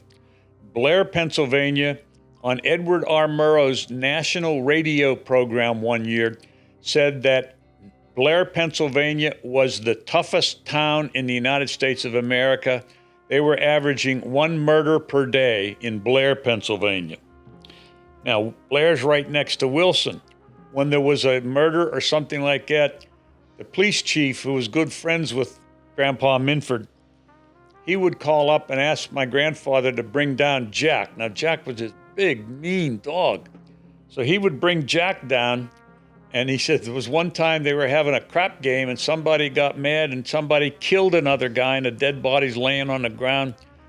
And my grandfather brings in Jack, and Jack is frothing at the mouth and swirling and jumping. And the one guy sitting over in the backside goes, "Gee whiz, the body's just dead and the bloodhounds is here already." So my grandfather always loved that about Jack. And the interesting thing, Jack was let go in an automobile garage. My grandfather would leave him loose every night in the garage. And in like the 15, 20 years that Jack was alive, nobody ever robbed my grandfather's store because everybody knew Jack, and everybody knew that Jack was running around the store, so nobody wanted to mess with him. And the final little, I don't know if I should mention this, but this was Dean Minford's thing that drove Dean Minford crazy was the great Minford financial mystery. Now, you have to remember that Jim Minford had a Studebaker garage built for him by his grandfather, William Minford II, and he had a Studebaker garage for 30 years, and he was the top seller guy in town.